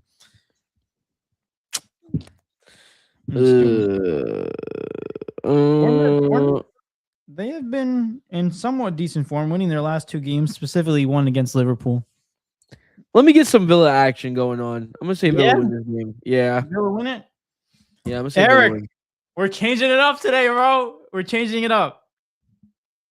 No way, you pick Bournemouth. Actually, no. Actually, this is what I mean. You have to stick. You can't say that and not stick with it. You have to stick with it out. I'm going Bournemouth. Yeah, bro. They got a great home record. Villa, who knows? Okay, there it is. I love that one. Next one, Arsenal versus Sunderland. Give me Arsenal. Yeah, we don't have to talk about this. He's actually gonna spam 5 corners on this game for sure. Burnley at home against West Ham. Oof. I'm gonna tell you right now. Okay, I'm gonna pick West Ham, guys. I'm telling you right now, genuinely. If West Ham don't win this game, I might not be here on Monday for the podcast. I can't show my face. I don't know if I can show my face. Like, that will be our relegation funeral if we lose to Burnley. I think West Ham's been playing great, and Burnley's been butt cheeks. And if we don't win, like, I will cry my eyes out because that will be me watching. This game is me watching the championship next year. Genuinely, it's between us having a chance or me watching Millwall versus West Ham next year in a derby match. Like, fair enough. I can't have this. You're right, though. This is a crucial game for them. This is a crucial game. Next one, Fulham at home against Everton. Everton, they've drawn 4 games. They won 1 in their last 5. And Fulham, they put up some great competitive games. They lost against United last week, 3-2 in their last 5 games. So I'd like to say Fulham win this. I'm going Fulham too. Fulham. They're like one of those teams that can just sneakily just win games if they're always underdogs and they somehow just somewhat just put a competitive game. Yep. Wolves at home against Chelsea. Wolves. Yeah, all right, bro. Have fun. Yeah, pick Wolves. Yeah, get Chelsea, buddy. Get out of here. Pick Wolves. Man. I'm already writing Chelsea for you because I know. These guys got 8 points, man. These guys, they haven't even cracked double digits yet, and we're more than halfway through the season. Let's go. Isn't that great? Guys suck. These guys where the lowest score is the better score, no? No, bro. These guys stink. Oh, brother. This guy stinks. Meanwhile, they're one win is freaking West Ham. Newcastle versus Brentford. Interesting one. In Newcastle. Interesting one this is. Oof. I don't even Interesting one this is. Man, Newcastle has been butt cheeks in their last. They've been straight. Yeah. Yeah, they've been in Last time they really versed bad each other. form. Last time they versed each other, Brentford won 3-1 in November. I'm gonna go draw again. Mad draws.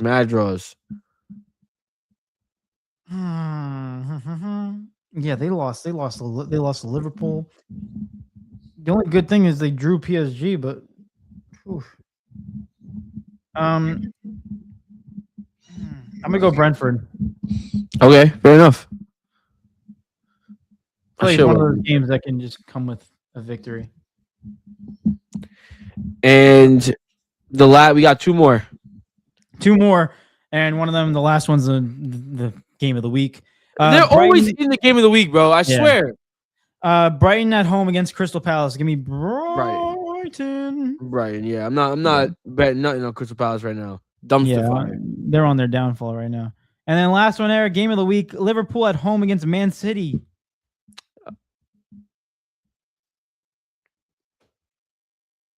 Give me Liverpool. For 3 points. Give me Liverpool. They beat City. Well, how did they do last time?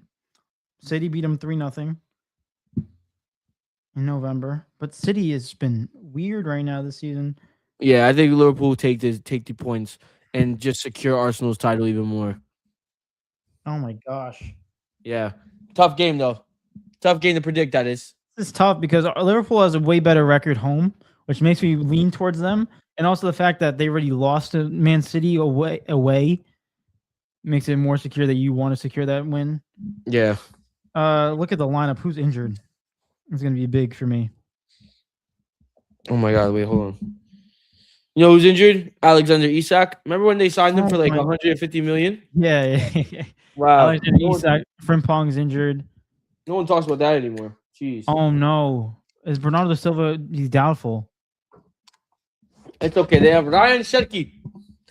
Ryan Sherky. Doku's out too. Don't worry, they have Antoine Semenyo. They have 2 squads. It's okay. They have 50 squads. 50 squads. So stupid. Team is so greedy. Yo, this is a close game between the Nuggets and the Knicks. Yeah. Jokic is trying to work. Ooh, Mitch just defended Jokic. I'm going Shout out to Mitchell Robinson, bro. He's got to stop on Jokic. Yeah. He blocked him before in the first quarter. I'm going Liverpool. You going Liverpool, you said? Yeah, it was close. I think they're going to get Pick City, bro. Pick City. Hold I know you believe in City. You think that Arsenal will choke the league, so pick City, bro. I think there you go. Hold up. The Knicks have the ball. Final shot. Final shot? Oh, you're so much ahead of me. Oh, no. What is it? What happened? He said, oh, no. Dude, JB. Wait, let me watch. We got to get Phil in here, man. Phil. Tucked up a prayer. Phil, if you're here. Yeah, Phil, join up, bro. If anything. Join up. We're waiting for you. Jamal steps in. Step back, midi. Oh, Jamal Murray. Mid-range. Oh, here's what you watched. Dang, wait. I thought I was freaking like 6 seconds behind. I'm like 13 seconds behind. The heck is this? JB, pull up.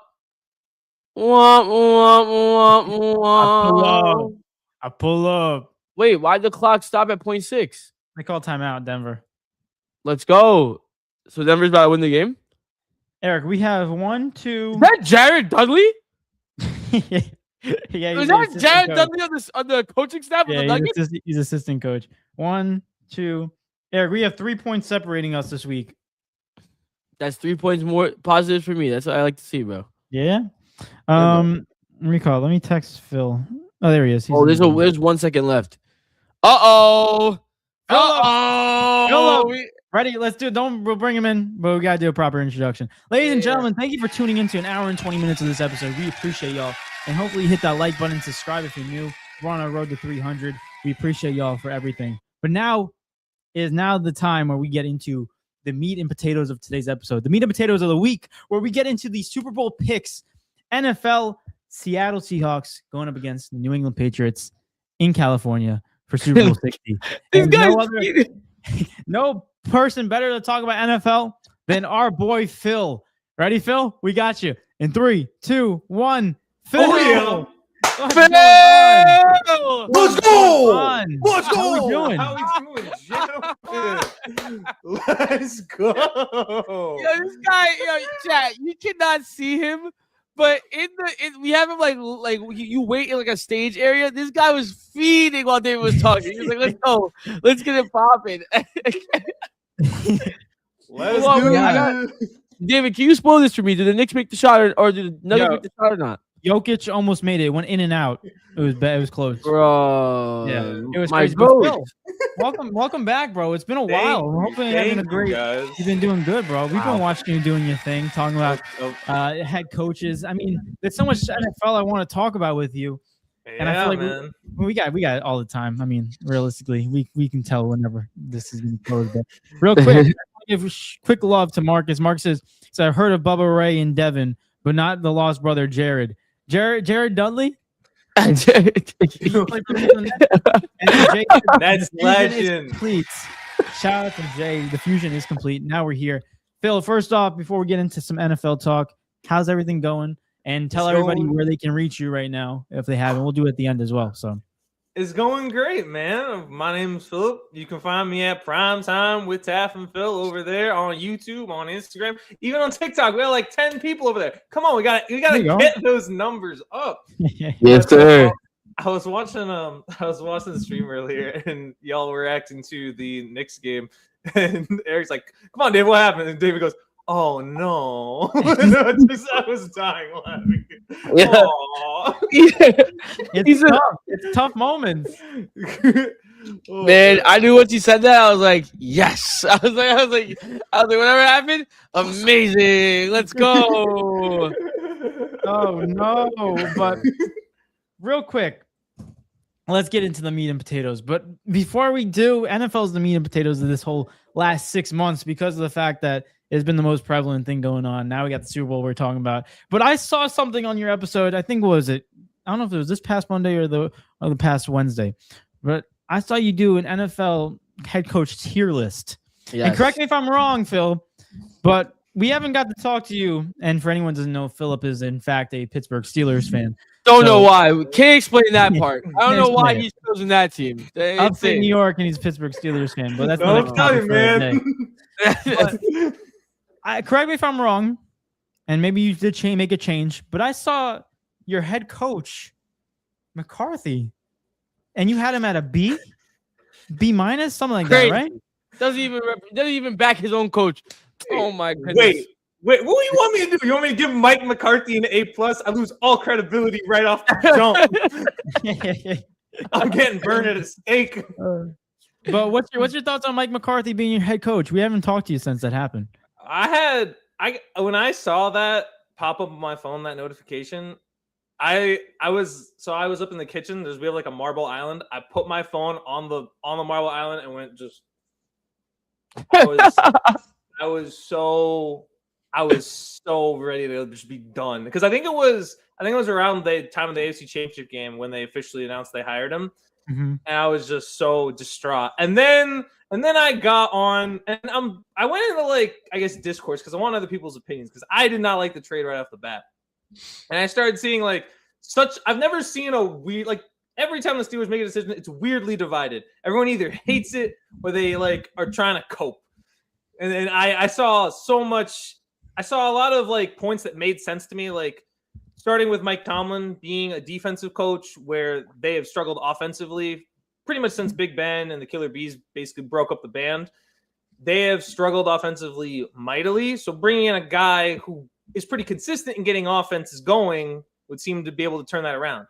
That being said, Mike McCarthy has won one playoff game in like the same in 9 years, and it was against 8 and 9 Bucks in the last game of Tom Brady's career. And they lost. The only team to lose to a 7th seed was coached by Mike McCarthy. I'm not trying to have me be number 2. Yeah. And I feel like the crazy thing, and correct me if I'm wrong, but I feel like this definitely has some correlation with Aaron Rodgers. I mean, we don't know what his future is, and the fact that he gets to bring in his old head coach, Mike McCarthy, to bring back the old Green Bay days. I mean, with Mike McCarthy back, I don't know if this almost guarantees Aaron Rodgers will stay, but I think it definitely persuades him. What do you think? There's definitely Aaron Rodgers is idea number one. I don't see any reason to go out and get a free agent quarterback. That doesn't make any sense. And looking at like the draft, Pittsburgh's not in a position to really like. It's Fernando Mendoza. Name another quarterback that's going round one. I really don't see it, especially after Moore pulls out. Yeah, Moore just pulled out. Pause. Like, no, thank you. No. Realistically, Dante Moore said, "Nah, I don't want to go to the bummy Jets. Get me out of this." Right. So, and I think it's pretty much gonna be Aaron Rodgers in an event where, say, Rodgers decides not to come back, then bring on Will Howard, man. Eventually, one of these Ohio State QBs has to be good, right? Like at some point, one of them's gonna hit. you see why? What I'm hearing is it's that same betting energy of you're either on fire or you're due, or you're on fire. You're due. Yeah. It's you're the same energy Ohio State quarterbacks. He's like, one of them is eventually gotta hit at one point. It's gotta happen. It's gotta happen. It's just, oh my God, it's impossible not to have it happen. CJ was this close. Yeah, it's possible, but realistically, Steelers. So, would you give them a grade now after you've reprocessed everything? You've been over 2 weeks since. It was originally an F, and when I was doing that tier list, I was also trying to like keep in mind I wasn't gonna be like, oh, like 3 coaches get the exact same grade. I wanted to kind of like keep it like I call it like 1 F, 1 A plus. I feel like I had it as like a B minus, anywhere from a B minus to like a C. Like we're being incredibly optimistic, it's a B minus. If we're being realistic, it's probably closer to a C. If you're being really pessimistic, it's probably a D plus. Like that's kind of the range of where I see it. I'm closer to just the C plus range because I gotta be optimistic somehow. I can't keep rolling in with the maybe we'll be 11-6 this time and then lose 11. Maybe we won't be 9-8. It's like the battle of how bad, like how bad are we going to be until we get good? And I feel like that's going to be insufferable task now. But I feel like there could have been a lot worse options than Mike McCarthy. I think when you look at it, he's a veteran head coach. He's won a Super Bowl with Aaron Rodgers in Green Bay. I mean, the Dallas stint didn't really work out so well, but realistically, Mike McCarthy, he's not a terrible head coach. Got the veteran leadership, but like out of all the options on the board, you're hoping you can maybe change courses and get somebody else. But it is what it is now. I just gotta interject here. I'm not gonna lie, Eric. This is a nice word. What's it called? I have to say, if Aaron Rodgers had any say in this, as far as bringing Mike McCarthy on, you could chalk this season up already, in my opinion. I'm sorry. I'm sorry. If we're still taking advice, like not saying that he doesn't know what he's doing, but if we're still making team decisions based off what Aaron Rodgers wants in big 2026, chalk it up, bro. I didn't believe it was gonna work when he was in New York, and I didn't believe it was gonna work when he was in Pittsburgh. Did he prove me wrong a little bit? Yeah, sure. But I still don't believe it's gonna work. Now that they have Mike McCarthy, and if he was the one that was like, yeah, bring him back. I know him. I know how it works and everything. No, if you're riding off of him, he 42, going on 42 or 43, whatever it is at this point. 42, I think. Something like that. Yo, I don't know, man. That's just a recipe of like either first round exit, which happened this year, or you just don't make it. It never. There's nothing more than that. There's nothing more. And now you don't have a guaranteed above 500 record anymore. Yeah. Now you might be a losing record. You might be a winning record. We don't know yet. It's in the gray area. Winning record. Oh, you don't need a winning record? Listen, okay. So don't take that for granted. Jets have been saying that for the last 16 years. I know that. I know. But when I think people always look at that winning record and see it as such an impressive feat.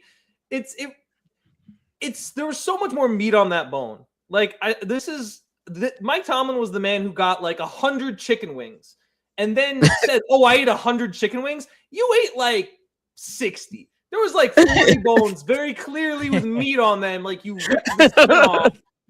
Like there was a stretch a couple years ago. I mean, we were playing Mitch Trubisky, but like we were playing against Bailey Zappi, so it didn't really matter. He lost to the 2-win Cardinals and then the 2-win Patriots back to back, which had net like for a team to lose to 2 teams that were 8 games below 500. As a coach, that's like, I'm legendary. I'm him. Yeah. No.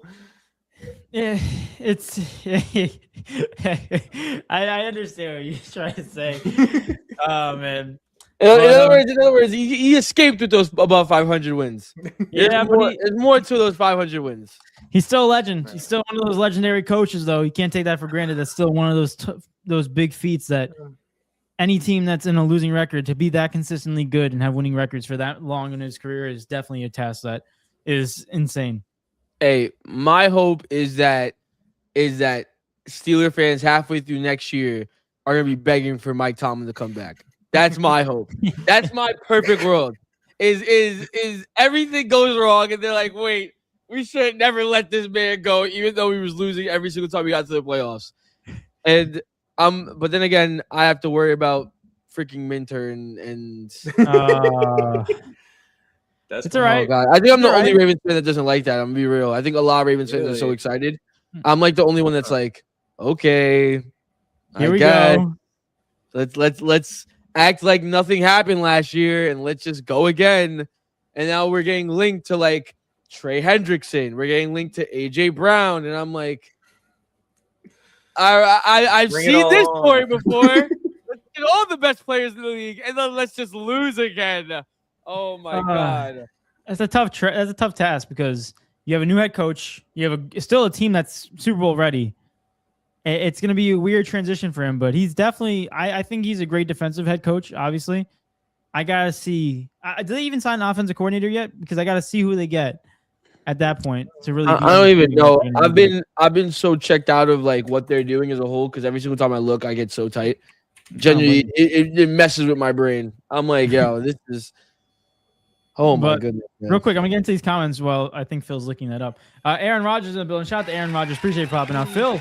Aaron Rodgers here for you. He said the boys are back in town, trying to talk to AJ and Clay to come out and join us for one last ride. We're getting AJ Hawk and Clay Matthews. How old is Clay now? Clay got to be at least 39. This is the over 40 league at this point. This is the over 40. Of course, it's just the Green Bay Packers. But it's the old retired Green Bay Packers. Aaron Rodgers says, I want you to do ayahuasca, go to work, present a big time project, watch you get a promotion, a big raise, and the company car. What will I say? What I say has and will always work if it is listened to. Damn. Yeah. All right, Aaron. Sure, Aaron. Convince me. Here I go right now. Mike Tomlin's in the building. Shout out to Mike. We got whole Steelers games in the building right now. He said, Phil, looking good, buddy. For the sake of my sanity, where would I have ranked on your tier list? Oh, man, Mike, B minus. Oh! He said, so you got worse. So you did get worse. Situationally, it would have depended. Because, like, I got him at the same ranking as Mike McCarthy, who just not even had a game yet. Yeah, no, like on average.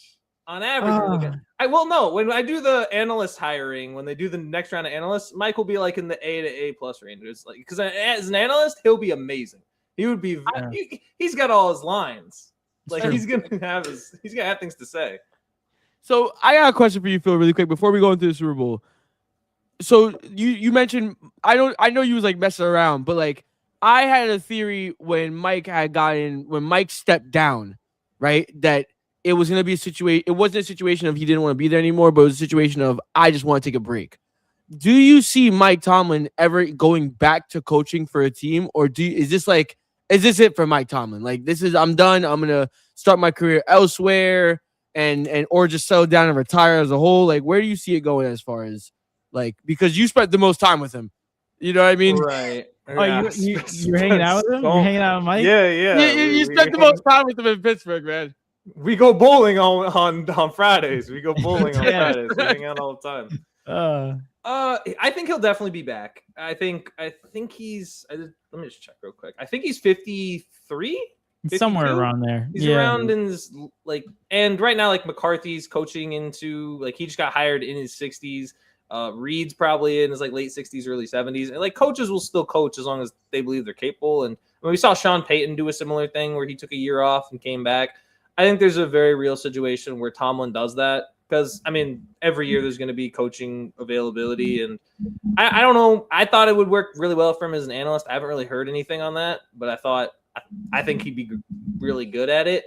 And in terms of any team he goes to, I think the one problem is that he has to go to a team with a guy, like with a good quarterback, with somebody that's established, because of his best years as a coach, being able to at least win playoff games, even if they were against backup quarterbacks. But like, even if we look at Mike Tomlin, when he was winning games, he would be able. He had Big Ben. He had Antonio Brown. He had Le'Veon Bell. He needs to have at least some sort of assembled offensive core that he didn't make, because the ones that he's constructed are just not enough. Sounds like you're describing a certain team. Who is it, Eric? This team has a guy. They got a running back. They got a wide receiver. He's not like Eric, the Giants already have a head coach. Get the hell out of here with the Giants. Giants already have a head coach. Their teams are in the gut. No, they're in the mud. Not anymore. I'm talking about you think what? You're not anymore because you have to steal someone from my organization in order to get out of there. Let me go back to it. Either way, what would you do if you saw Mike Tomlin be like, "I'm going to be the coach for the Ravens"? Like in the future. If Mike does that, well, I'll say that if Mike does it, then and here's the one thing that I said when I saw John Harbaugh and Mike Tomlin step down. I said one thing: man, that rivalry just isn't the same. Like, that rivalry was those coaches. Like, as much as those players had to do something with it, even when those players were gone, people were gonna watch Steelers Ravens because they knew this was like one of the last. Like, I think it was Joe Flacco was talking about it recently at the Pro Bowl, which is crazy.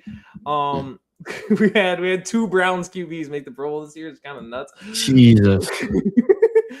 But he was talking about like the physicality. All right, don't even get me started about that. Don't even get me started about the Pro Bowl. But he was talking about like the physicality of the game, where it feels like, players, they know what they're getting into. It's the NFL. They're big dudes with helmets hitting each other. They're gonna get we're gonna have physical ball. And I guess especially from his perspective, because he played a lot in that rivalry. I think when we're looking at like that team for that overall rivalry, it doesn't exist anywhere else. Like, I don't think there's a rivalry that was built in the 21st century that was like Steelers Ravens. And if Tomlin were to come out of retirement, go back to the Ravens, oh my gosh, it adds like a gallon of gasoline right back onto that rivalry again. That's true. Yes, it does. It does. I just think when you have two tenured head coaches for so long, there's definitely gonna be a rivalry. When you're 15 plus years coaching against each other, it's gonna happen. But real quick, we have breaking news. I'm watching the Knicks game. Jamal Murray has the ball, passes to Damn! 4 seconds on the clock. Jamal Murray takes a 3 to win the game, and it's missed. And the New York Knicks win the game. Oh no! There's a foul on the floor. Foul on the floor. You fouled him? Oh my God! Hold on, I'm behind. He fouled him? They fouled him. They didn't foul Jamal, but it was an off the ball. It was an off ball foul. So I don't know if it's an inbounds ball, but let's see. It was off the rebound. You got 0.3 seconds. Mikal Bridges fouled Chris Braun, whatever his name is. What is he doing? Yeah, bro. Mikal, come on, man. They're gonna wait. review Hold on, right I gotta now. see this. I don't know if it is a foul, realistically. Phil, do you have the game up or no? I do, but I'm just a little behind. That's not a foul. Oh wait. Oh. But did the foul? Here's the thing: did the foul occur after the game was over? Let me see. Because it looked like at 0.00, he had the arm in the back.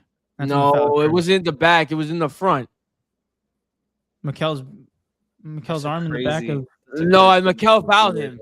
Yeah, I'm saying his arm was in the back. I said at 0.00. But the foul is him. The foul is him in his chest.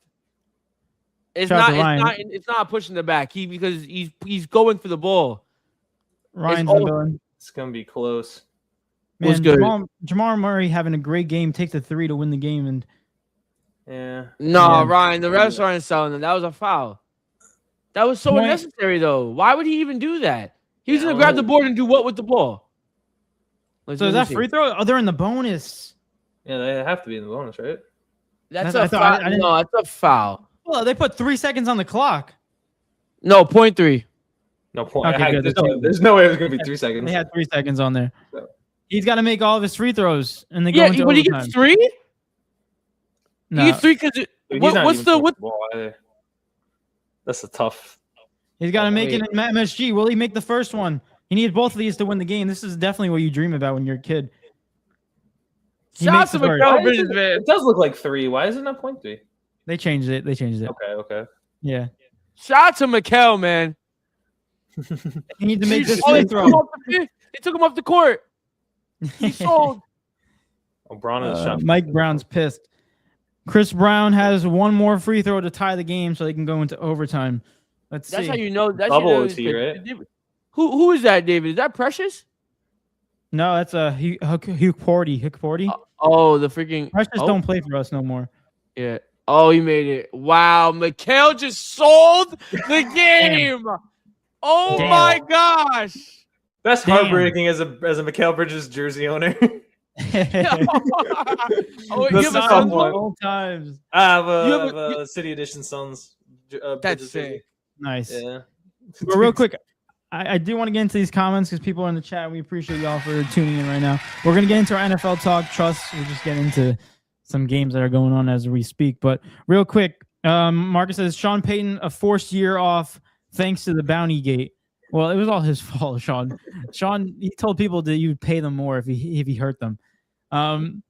Jay said, "Yeah, but we got a shitty Netflix movie out, The Peyton Leave. So there's that." Bruh. He said, "Stolen, not possession. Then is the 9/10 of the law." What are we talking about at this point? Talking about? I have no idea what we're talking about. What is going on? Marcus said, "Joe Burrow looking around like, why am I here?" Ryan, shout out to Ryan. He said BS about the Knicks game. Of course he's Bradley gonna say goes BS. on. Shout out to Bradley. Say good grief. Get this I'm bum out of haunted, New York, bro. Kai Phil. Bradley I'm haunted. It's never good. I'm haunted. Yo, man. Jay said Knicks be I can't say this without having a Yeah, slur pop out Knicks of my be head. thinking, bro. It wasn't anything crazy, David. I promise. It wasn't anything nuts. Marcus says the run it singer plays in the NBA. Damn. Who? I don't even know what that means, dude. Oh, Marcus Chris is on a Brown, roll. not Chris Brown. It's Chris Braun, Oh, or Chris his name is But His they name say is it Brown, don't they? yeah, it's pronounced Brown. yeah. His name is pronounced Brown, but it's Braun. Like it's spelled like Braun. And we're going into double overtime. Damn, this game could have been over. And the Nuggets are about to win. Let's go in MSG. Let's go. Come on, Jokic. Oh, Eric. Let's get into the big. Actually, I have one more topic to get into with you, Phil, because I know you know football like the back of your hand, and I'm very curious about this because of the fact that this is my team, and John Harbaugh is trying to figure out his whole roster right now in terms of his coaching staff. But we just got news, I believe, yesterday that Matt Nagy is going to be the offensive coordinator of the New York Giants. Thoughts about that? Because I kind of like it. I'm not gonna lie. Nagy's definitely a better coordinator than coach, like a head coach. I'll Yeah. say that much. He fits much more in that role, but it should be fine. I think what they need to really coach, the most important thing I think they need to coach there in New York is keeping Jackson Dart healthy. Like they got to Yeah. make sure they're protecting him and making sure he's sliding, because that's the key to that. Because even when they went down with Scadaboo and they went down with Neighbors, like Dart still showed promise. You had Wan'Dale Robinson with a 1,000-yard season, despite Mhm. Neighbors not being there. You're gonna get Neighbors back.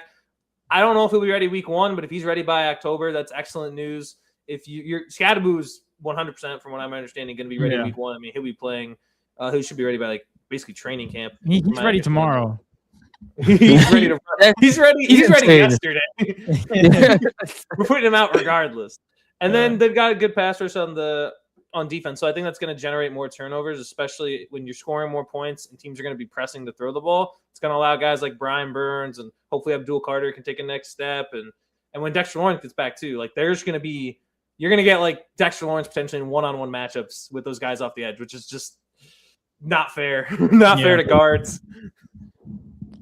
I think they're gonna double their win total. I really do. I think those Giants are gonna win in 8 games minimum. I'm not trying to hear any of this. I like it. I'm not trying to hear any of this. Winning season loading. What do you mean? Oh my god, man! They get our coach and then they double their win total, and then we're over here with Mr. Minter, bro. And Jesse Minter is not a bad coach. I'm not. Oh my god, Jesse! I'm not saying he's a bad coach. I'm just saying like. Oh man! Oh my god! You wanted Mike Tomlin, didn't you? No, I didn't want Mike Tomlin. I wanted Oh my god! I'm blanking again on names today. Mike McCarthy? No, hell no. Yeah. Trace. You know who's stuck in my head right now because of the Nuggets? Mike Malone. I can't get him out of my brain. The Ravens hire Mike Malone. What a great culture change right there. The Bills head coach. Oh my god. Oh, Sean McDermott. I wanted Sean McDermott. I wanted a proven coach. That's all I wanted. I think Jesse Minter is like cool, but I personally think that I'm going to get a repeat of what I've been seeing all the time, possibly even worse. And we're not in a situation where we're supposed to be losing now. We have to win now. So I feel like my only argument with the Ravens thing, it favors Eric's thing, is that when you have a young coach, it all depends on who you bring on as staff. We still haven't seen who he brought on staff yet. So if he brings on somebody that is experienced, as an experienced offensive head coach, offensive coordinator, yeah, like I feel more comfortable with that. But that defense will be top 5, that's for sure. It better be. Shoot. And they better get our secondary right, because I'm not trying to see anyone get dunked on anymore. I'm tired of it, bro. I'm tired of seeing receivers open wide open down the field for no reason. Oh my god. Kyle Hamilton may become the best defensive player in the league next year. That's what I'm expecting. Yeah, I remember watching that Steelers and Ravens game, the last game of the regular season, and you just see Zay Flowers wide open in the secondary twice. And I'm like, yo, Pittsburgh, bro, what are we doing leaving Zay Flowers wide open? It's crazy. Oh my gosh, man. That still haunts me to this day. Marcus said, you said Chris Brown. He said Chris autocorrect is my downfall. Yeah, low key. And then Ryan said, Mikal, learn that push from the Nets. Thanks, Eric. That's like me turning around the film and be like, "Oh, you learned it from the Suns, and he brought it to the Nets." Like what? There you go. Like it's the blaming chain, right? You're always gonna blame someone under you. Like just keep on going underneath and just blame someone. Marcus says, "All I see on my screen is a coaching staff that can turn around any franchise. Should have put in a collective resume." Yeah, honestly, this staff right here. Special teams, man. Special teams. Let me run them out there. No. If anything, let me be the special teams coach. Give me the least responsibility, please. No, I don't want to. What happened? We have this ready. We have an offensive coordinator, we have a head coach, and we have a defensive coordinator. Now pick your job titles. What? No, guys, I'm not gonna lie. I can't do this, guys. I can't do this. Whoever is the head coach, man. You're the head coach. No. Whoever is the head coach, understand you're doing 2 jobs at once. Because whatever job I have, you're doing. Here's what I think should happen. Ready? Yeah. Realistically, just because I know you guys. Okay. Phil, I think would be a really good defensive coordinator. Okay. He can draw us some plays and we can get the job done. I don't want to be selfish and put myself a head coach, but I feel like in this equation I am. You can't. But Eric, you're offensive coordinator because I know you're gonna throw up some like voodoo type of crazy freaking plays that are gonna happen. They're gonna be like 20 flea flickers in the game, and then we're gonna be like, okay, what the hell is this offensive coordinator doing? It works out. I tell you one thing. If I'm offensive coordinator, you're gonna see a very conservative offense. You're gonna see if we're on the 30-yard line and it's 4th and 2, I'm kicking all the time. I'm taking my points. I can't. I'm traumatized for the 9 times that these teams go from 4th down and do not convert. I'm 4th and 1, 4th and inches. I'm tired of it. Oh my gosh. Hey, you know what's funny? I'm just picturing this in my head. Ready? You call like 5 flea flickers in a row, right? In one play. 5 flea flickers. So the wide receiver goes in motion, passes it back to the running back back to the quarterback back to the running back, running back to the quarterback. I know damn well that you came up with that play and we both came up with it collectively, all 3 of us, and we're like, this is gonna work. And then all of a sudden it doesn't work, and I got to go to the press conference after the game, and they're gonna be like, yo, what the hell is that? And I'm gonna be like, Damn it!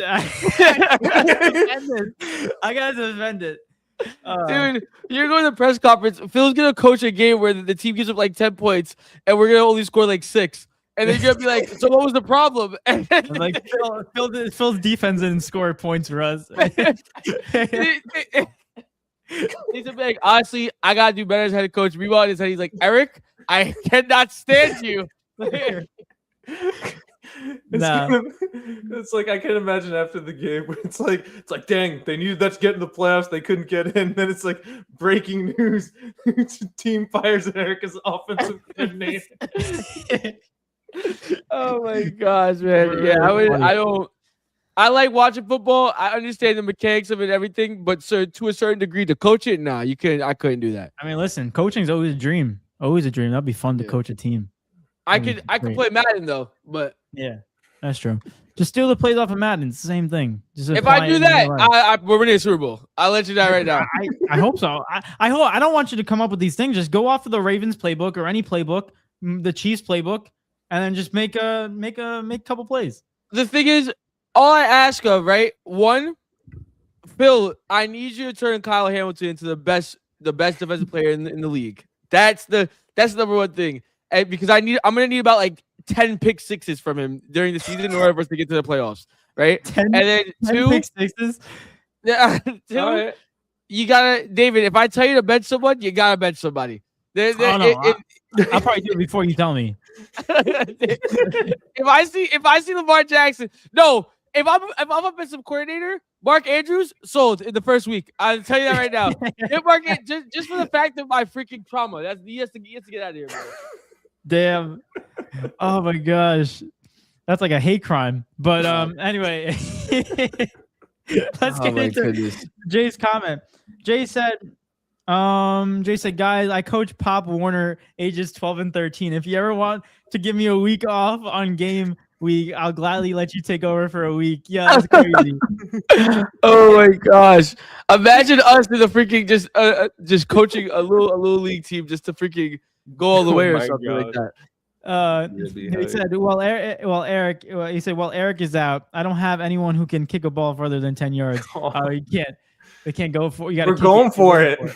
Oh man. Oh, we gotta go for it. Eric benching some kids. I'm for it. There we go. Eric, there we go. We're benching 12-year-old now, kids. if I'm the special teams coach, I'm very interested in kicking and everything like that. I love punting. I love punting. That's become one of my favorite aspects of football right now. I'm not gonna lie. I don't know what it is. I love a good punt. Yeah, he's been expressing it. But guys, real quick, let's get into I've been saying meat and potatoes the whole time of the episode, but this is really what we're gonna get into.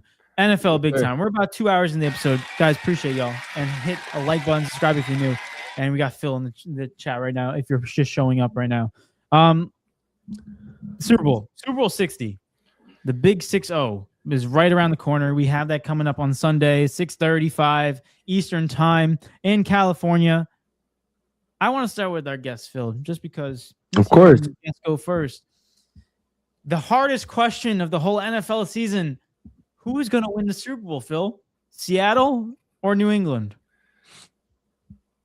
If it's not Seattle, I'm gonna be so pressed after that game, man. I'm gonna be so pressed. Like I'm because so I'm going out with some friends to watch Super Bowl, and one of my friends is like a Patriots fan, and I just found this out like last week. I found this out like last week that she was a Pats fan, and I'm like, what's she saying?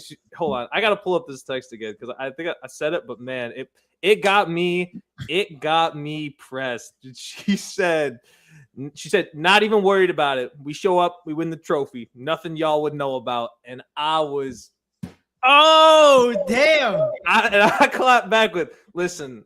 You about to be Nancy Kerrigan the way you are on thin ice and your knee about to get clubbed. Like, I was so pressed, man. I was furious. And now, like, listen, I'm picking Seattle to win this game because if they don't, it's gonna melt me. It's gonna melt my whole brain. I do think one of the subtle matchups that needs to be won for Seattle to win has to be how they get JSN open against Christian Gonzalez. I think won't try to do. They're gonna try to match Gonzalez up, follow him pretty much around, and then have like either one safety above or underneath, depending on where Gonzalez lines up to double him. JSN needs to be a big part because he's the most consistent part of that offense.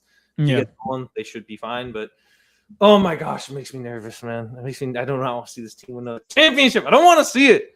I can't see this team win another one.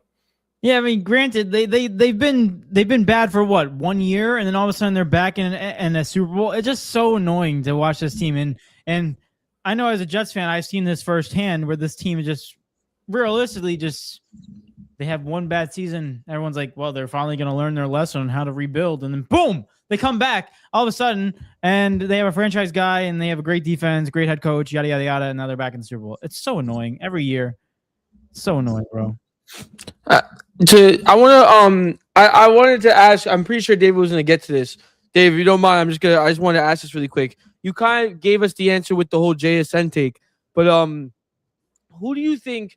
I know you want the Seahawks to win. I know JSN's going to have to win that matchup, but in the event, and I don't even want to say this out loud. So I don't want to bring any like bad juju to this at all. But no, in the event that the Patriots win the Super Bowl, who is that X factor for you on the other side of the ball for the Patriots? While I fix my camera, sorry. Hold on, who you asking me or David? Well, I mean, both of you guys. I was asking you. I was asking you. Dude, I'll tell you. Let's use explore with this one.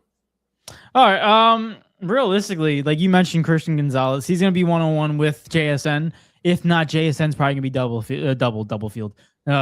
teamed. I think that's a big matchup that they have to win because of how much success Sam Darnold has when he unlocks JSN. It's just a given all season. When JSN has great games, they are winning games. It's just that simple.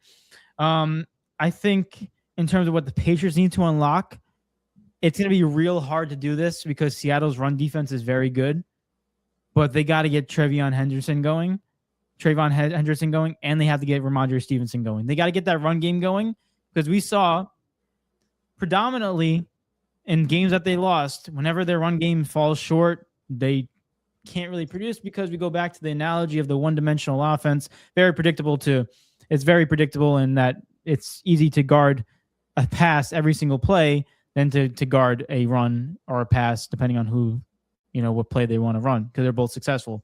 So I don't know. I think that's definitely one of the things for the Patriots is Christian Gonzalez locking up JSN and also their run game on offense. Okay. Phil, what are you thinking? It's not an X factor in the traditional sense but I'm going to be honest. Patriots don't win this game if Drake May doesn't play well.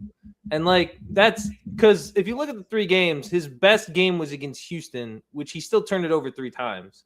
And if the Texans had anything better than the coughing baby Coleridge Stroud at quarterback, then we could have actually been looking at a game, right? But yeah.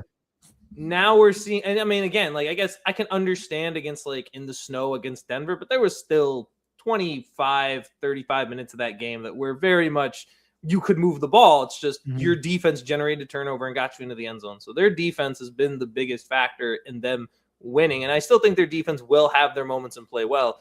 But I also think the Seahawks offense will have their moments and put up points. It's a question of, is Drake May going to be able to play on a high enough level to be able to compete in this game? If let's say Seattle all of a sudden puts up 21 points, puts up 24, puts up 28, puts up 31, is Drake May going to be able to match that with the cast of characters he has on offense? And that's going to come down to him, and not just his ability to throw the ball accurately, but his ability on second and longs to be able to run for those 6-7 yards, get a third and manageable or third and short. And that would be how the Patriots have to win. They need Drake May. Yeah, it's always as simple as just the guy who has the ball in his hands most of the time has to produce. And real quick, before we get Eric's take on this, I have breaking news. The New York Knicks have beat the Denver Nuggets 134-127 in double overtime. And this fits perfectly. Oh my God! It's only because I said the freaking Knicks were gonna lose. What? That's why. Yeah. I got a text too from Tev. I got a text from him out of no context. I wasn't talking at the time. He just said, God, dude, Jalen Brunson has so much freaking aura. Holy frick. I was like, dude, I'm trying to eat my Chinese food. Like, I'm starving. JB had 40, I think. 42, 8 rebounds, 9 assists. Oh my gosh. Man. Oh my gosh. The New York maybe, Knicks. I was gonna say something real quick about the Giannis thing, like earlier on in the episode. Like this just reminded me because of what happened. But with the Knicks, I said if the Knicks lose this game, they might be a little bit more aggressive towards Giannis. But if they beat the Nuggets, I think they'll be really comfortable with an 8-game win streak continuing with this team. And this just proved that they're not going to be going after Giannis, in my opinion. This guy, Jalen Brunson, had 33 of his 42 in the second half. What the heck? JV. Oh my goodness, JV. man. But real quick. Yeah, go ahead. Go ahead. No, I know Jay said breaking news: local man charged with Nancy Kerrigan-like attack on Super Bowl Sunday. News at 11. He said, "Will we see more play actions get JSN going?" I hope. I'm actually, before you go into the next one, to give my take on it. Yeah, because I mean, actually, you can pull it up because like I don't even understand this. I mean, shout out to you, but like Kobe was bald. Like, am I just every black guy? Is this what's coming? Is this what's happening now, guys? Like, like, dude, Mitchell Robinson's on the screen. I guess I look like Mitchell Robinson too. Like, what's going on? Yo, bro? It's all right. I look like Tyler Kolek. It's all right. Oh my goodness, man. I think as far as X factors go, I told David earlier in the show, Phil, I don't know if you was able to hear because like in the beginning, a lot of people was talking about it. Kobe had a fro. Yeah, I still didn't look like him though. Like, yo, David, pull up a picture of Kobe in his fro, please. And what's it called? I told David basically that the only way I personally see the Patriots having a chance in the Super Bowl is if Sam Darnold actually finally has the choke job that I thought he was going to have the last 2 rounds, right? That scares me a lot. Because look at this, bro. Stop it. That's you, man. Oh my goodness. That's you. That's not me at all, bro. Oh my god. David definitely scrolled through it for the perfect Kobe one that looked the most like me too, bro. That it was actually the third one in, not gonna lie. Oh my goodness, bro. Now Froby was pure aura. Oh my gosh. All right. Either way, going into this, I'm very nervous because I was very confident that Sam Darnold was gonna have one of these choke games, and I thought it was gonna come against the Rams. And that was what's going to happen. Like, and it wasn't even going to be a choke game for real. I thought he was just going to throw like maybe one pick that determined the game. And you saw how that game went. Realistically, the only thing that happened within that game that changed it was the one fumble in the kick return that ruined the Rams as a whole. This defense, the Patriots defense has somewhat carried this Patriots team to the position that they are now, right? And it's hard to say what's going to happen as far as what Sam's going to do because he's had great performances against better teams. However, that's the one thing that scares me. But if I had to pick an X factor, one guy stood out to me the most, even though like stat wise he wasn't screaming in the stats department because you were looking at JSN, Sam Darnold, Puka Nacua, and Matt Stafford on the other side. But the way Kenneth Walker was running the football last game was a thing to watch. It felt impossible to get him on the ground, or it felt impossible to tackle him. If Kenneth Walker also gets going like that again, there's so many ways this offense can hurt the Patriots defense. I know this Patriots defense is amazing, but let's be so real. If the Rams defense was pretty decent and they couldn't keep down Kenneth Walker no matter what happened, and at that point, like David is always preaching this when we're talking about football in general. The only way that you're able to really compete for football games is that you're able to mix up the run and the pass. If you don't have a running game, you can't get the passing game going because they know what's coming, and vice versa. If you don't have a passing game, you can't get the running game going because they know what's coming regardless. But for me, if Kenneth Walker can get going in this game, I don't know how the Patriots even have a chance. I don't even if Drake May has a good game, Drake May's best game, in my opinion, still won't be able to outlast whatever this offense is going to put on the beating that they're going to put on the Patriots. That's the way I see it. Fair enough. I mean, Yeah. anything can happen. This is just one of those games where it's like you don't even need to be the better team. You just got to be the better team that day. Like that's all it comes down to. Just one win, one opportunity. It sounds like an Eminem song, but real quick, my. What? Go ahead. I had I had a Patriots fan. I have a similar thing. My coworker. It's so annoying because he doesn't watch football, but he's a Patriots fan, and he just talks about Drake May, and he's like, "Yeah, we're gonna win the Super Bowl." It's so annoying because he's spoiled. But he sent me a reel today on Instagram, and it was the Patriots, but like a Patriots edit behind that Eminem song. Oh no! Yeah, I was like, I was like, all right, bro, I'll see you when you lose, buddy. See you later. Pack it up. don't that just lost our points right there. For real, bro. Gosh. But real quick, the comments, Marcus says, "Damn, we must be twins if we all look alike." That's what I'm saying. Like, what the heck? Marcus said, "Guys, the real question is if Sam Darnold wins, 1, how many Jets fans break their television, and 2, how many Giants fans, how many Vikings fans will ask why did we let him go?"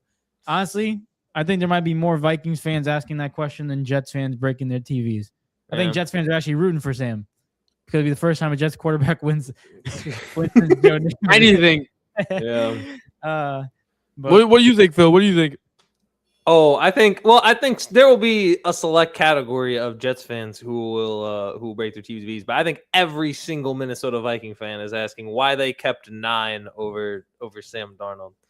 Because like that was the meme. That like what's crazy enough about that's just was the meme the entirety of the season was just every time a quarterback played a bad game, they were photoshopped as JJ McCarthy. Like I'm waiting for Drake May to have a bad Super Bowl so I could see him because I don't think I've even seen him like have a bad enough game to get that Photoshop. I need that. That's gonna get me through. That's gonna get me through the next like 3 months. I don't need nothing else. He said during the offseason, that's all I need. I just need that Drake May hate to get me through. That's gonna get me to the draft, man. It's gonna be all the way to the draft. April. I don't know. Go ahead, David. No, I'm changing the topic. You go ahead. You had something to say. I don't know if you guys saw this, but I saw a thing where a reporter asked Jay Jettis about Sam Darnold and his success, and he was like, "Yeah, I'm very happy for him," and it's like, I want him to win. Don't get me wrong. It's just like it does make me question, like, you know, what would have happened if he would have stayed or something like that. And he said that something along the lines, and then afterwards he was like, "Yeah, I believe in JJ McCarthy. I believe he could be great." And I sat there and I was like, "You don't mean that at all. Like, there's no way you forget that, bro. Bro, you about to get traded, Jay Jettis. You about to get traded." I guess, man. Oh. That's the energy the thing gave though. He was like, "So what do you think about JJ McCarthy?" He was like, "You know, like he's good. Like it's like you're fantasizing about what could have been, and you have someone right in front of you. You're like, all right, so you ready? Yeah. Let's just go to the field. Yeah. All right, you outside to pick me up? Yeah, dude. I'm like 5 minutes away. He's just in bed on his phone. Yeah, I left my house already. It's still in the shower or something. Bro, where are you? I'm right here. Quick little thought about this. You guys can disagree or agree with this. I just want to hear that. I just want to hear this in chat. I want to hear your thoughts about this because I think this is definitely a penny for a thought in terms of both quarterbacks. We talk about Drake May and him being his first Super Bowl appearance ever. Him having to be, like Phil said, him having to be the guy that is pretty much the X factor for that team in order to have a great game, right? He needs to go off and have a career game in order to really for them to win the Super Bowl. My to play devil's advocate, my thoughts shift over to Sam Darnold in the extent of we only seen Sam Darnold played one good playoff game for this season, right? It was against the Rams. That first game against the 49ers, that kick return, that after that it was pretty much over. Sam Darnold didn't need to do anything because that kick return and that defense, they were doing their thing. 41-6, like that was a dominant performance. They didn't need Sam Darnold. They benched him in the fourth quarter because of it. Now they go into the Rams. The first true matchup, they were home. They won 31-27. Sam puts up a ridiculous game, 346 passing yards, 3 touchdowns, 9.6 yards per completion. I'm not saying I'm discrediting that, but should we expect some type of game where we start to see a decline? Because we didn't see that all game in all these playoffs, yet. Phil, do you want to take this one first, or you want me to go first? I kind of feel like that's valid. I think when we're considering going into this game too, like I think this is the first time since I want to say 2016 that both coaches are defensive head coaches. I think the last one was Falcons, Dan Quinn, and when it was Brady and Belichick. So I think it's going to be interesting to see how these defenses are going to prevent these quarterbacks from being able to move the ball. For one, if Seattle wants to be able to stop Drake May, it has to come with attacking that offensive line. Because I mean, Denver was in that game with Denver was in that game with Jay Stiddy because they were able to get as much pressure as they did on Drake May. I think they sacked him at least. I think it had to been at least 4 or 5 times. So we're looking at that level of getting after the quarterback. Now, I think they have a well-rounded front, but they don't have like a stud edge rusher. I think the closest they had to that this season was DeMarcus Lawrence, maybe Uchenna Nwosu as well, were like really solid off the edge. I don't know if they're on that level of like X factor of a rusher, but they need to get after Drake May and they need to put him in negative yardage. Like they need to put him in those they need to get him behind the sticks. They need to get like stuff the run and then sack him. DeMarcus Lawrence, Leonard Williams, 2 other guys. Leonard Williams. That's the guy. They've been balling off. But Eric, what's your thoughts on that? I think I see where you're going with it, and I don't think it's crazy to have that suspicion, or not suspicion, that thought of is he due for a bad game? However, I don't know how bad the game is. If that let me elaborate on that. Essentially, what I'm trying to say is, I think I think Sam Darnold could throw a pick in this game and still blow the Patriots out.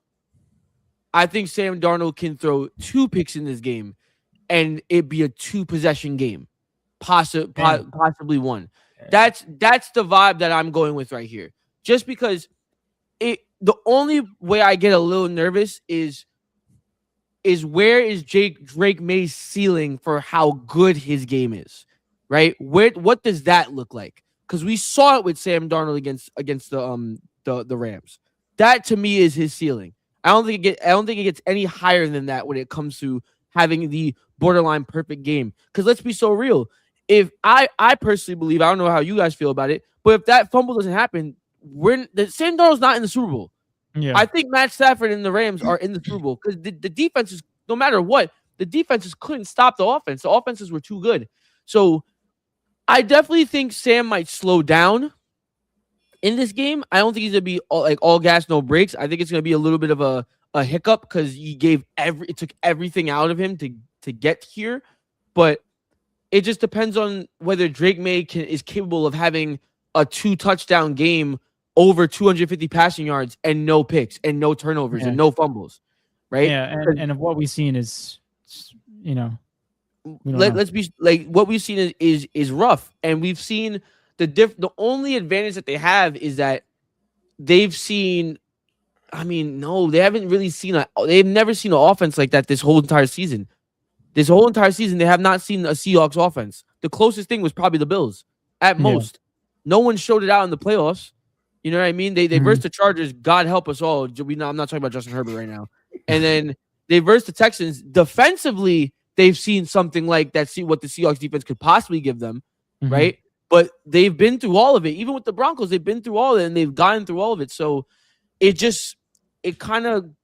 I don't think Sam Darnold is going to have enough of a bad game for me to sit there and be like, oh my goodness, the Patriots are going to win. Because that's what they've been winning off of. He's going to avenge his ghost that he saw when he was on the Jets against the Patriots. I believe that. That's going to be a legacy game. I believe in the next headline on Monday, you're going to see Sam Darnold, and Sam Darnold is no longer – Sam Darnold's the Undertaker and takes over all these ghosts that he was seeing in his past against the Patriots. I guarantee we're going to see that on Monday. Matter of fact, I want to break something down really quick, right? The Sam Darnold. I want to break down the stats for each quarterback that the Patriots have faced so far in the postseason. Justin Herbert was threw for 159 yards on 19 for 31. I don't know what the percentage is on that. Had no touchdowns and had 1 turnover. Okay, so that's what that quarterback put up in the first week first round, right? They go to the next round. They verse CJ Stroud and company. That quarterback put up 212 passing yards, 1 touchdown, 4 interceptions, and 1 fumble. And no, not 1 fumble. I'm sorry, just 4 picks as a whole. That was the next quarterback. It got worse, right? Yeah. And then they go into probably the biggest game of the season for them at the time, and they go to verse another quarterback that throws for 131 yards, 1 touchdown, 1 interception, and 1 fumble. Mind you, the fumble that he had, if I'm not mistaken, was the one where he threw the ball backwards. Yeah. Like, guys, he hasn't versed anybody good at all. Yeah. At that point, you have to sit there. CJ Stroud threw 4 picks and they won the game. How bad does Sam Darnold actually have to be in order for the Patriots to win this game? Mm-hmm. And I think he could. I really think he could have 2 turnovers and they still win by 2 possessions. Yeah. I agree. I do want to get into these comments before we get into our final predictions and wrap up the show. Welders fans, shout out to you for popping out. Welders fans, he said, "Is it possible? Is it possible Sam Darnold starts throwing picks again? Even if he does, according to Eric, don't matter because it's still get the W." You would have to have a really bad game, like a really like every possession is a turnover. like you would have to have a game whereas. We're talking. Well, if he has a really bad game, I'll feel bad for him because he'll never escape the ghost allegations. Yeah. I'm not gonna lie, it'd be over for him.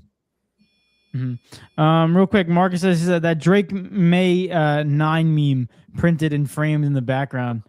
Right, it's gonna go right here. It's gonna go right here. It's gonna replace Black Widow. It's gonna go right there.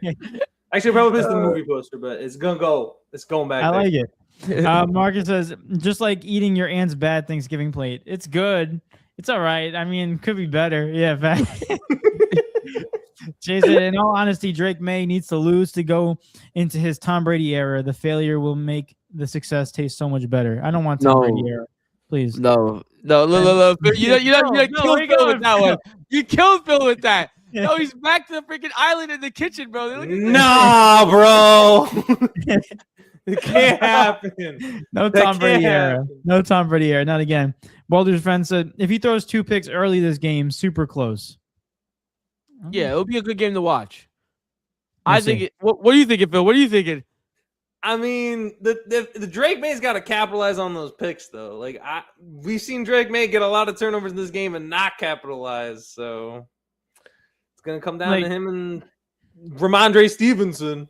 That's the problem I have with this thing is because the Patriots competition they versed throughout the playoffs is very weak. Eric went to the quarterbacks. We talked about this. And even the game against the Broncos, I remember going over this with Eric on the show. There was like 5 drives in a row where they went and punted the ball. They didn't get 1 possession. That turnover that Jarrett Stidham had where he fumbled it, that cost them the game because that was the only touchdown they scored. So, like, realistically, we're looking at a situation where if that never happened, we could be looking at the Denver Broncos in there. So, like, I'm not sold on this Patriots team.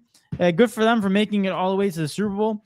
But I think Seahawks, I think Sam Darnold, I think JSN, that defense, and they become, what is it, Mike McDonald becomes the youngest head coach to win a Super Bowl, something like that. How old is he? Maybe youngest defensive. 38? I don't know. I wouldn't know. Phil, look that up for me. If I got that right, we're hyped right now. Yeah, 38. Hey! Wow! This guy said, I know ball. There we go. But real quick, before we move in to the final predictions of the episode and final predictions of the Super Bowl, any last things you want to say about this game, Phil, before we get into the predictions? You know, okay, let me say this right now. There's one more thing that really makes me want to see this New England Patriot team lose. All right. And it is the insane dynamic of the number one receiver and his current girlfriend right now, Stephon Diggs and Cardi B. It is some of the most obnoxious. Like when you talk about the exact like male female, like that they're like these switches of each other. Like Stephon Diggs is the male version of Cardi B. Cardi B is the female version of Stephon Diggs. Like it's just it's such a perfect match, but I hate it so much. It's terrible, dude. Imagine, oh my gosh, the things that we're gonna hear. You heard Cardi B talking, like literally cursing out that little girl after what happened. It's like, imagine if they were the Super Bowl. She's gonna bug out. Yeah, it's so stupid. She's cursing out a 5-year-old girl that doesn't even know who she's picking. Yeah, a 5-year-old girl just going Broncos. Yeah, that's it. That's it. She's probably picking it because of the colors. Realistically, like if we're really looking into it. Real quick, Marcus says got me thinking he was going into a Ric Flair promo. I was getting hyped. Oh my god, man, he just cut a nasty promo. That'd been sick. That would be really sick. Oh my god. But guys, 2 hours and 21 minutes into the episode. Thank you for listening to us. And as always, if you're enjoying this show, hit that like button, subscribe if you're new. Subscribe to D&E Takeover right now, and also subscribe to Primetime over there on YouTube as well. So we got 2 subscribe buttons you guys got to pick. Yeah. You guys got to click. But realistically, the moment everyone's been waiting for, the grand moment of today's episode. Oh god. The Super Bowl picks, the predictions. And we got to start off with no other than Phil. Phil, what's your Super Bowl pick? No, wait.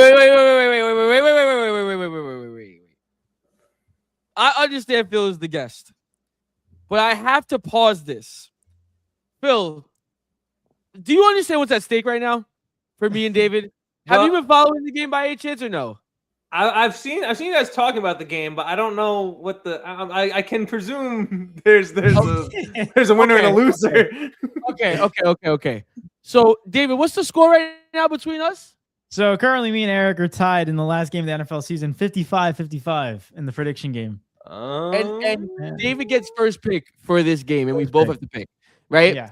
Now, Phil, don't worry, you will definitely get to say your piece, but I got bamboozled once. David's not going to say. Oh God! I'm not getting bamboozled again. Oh my gosh! David and someone had commented what they thought.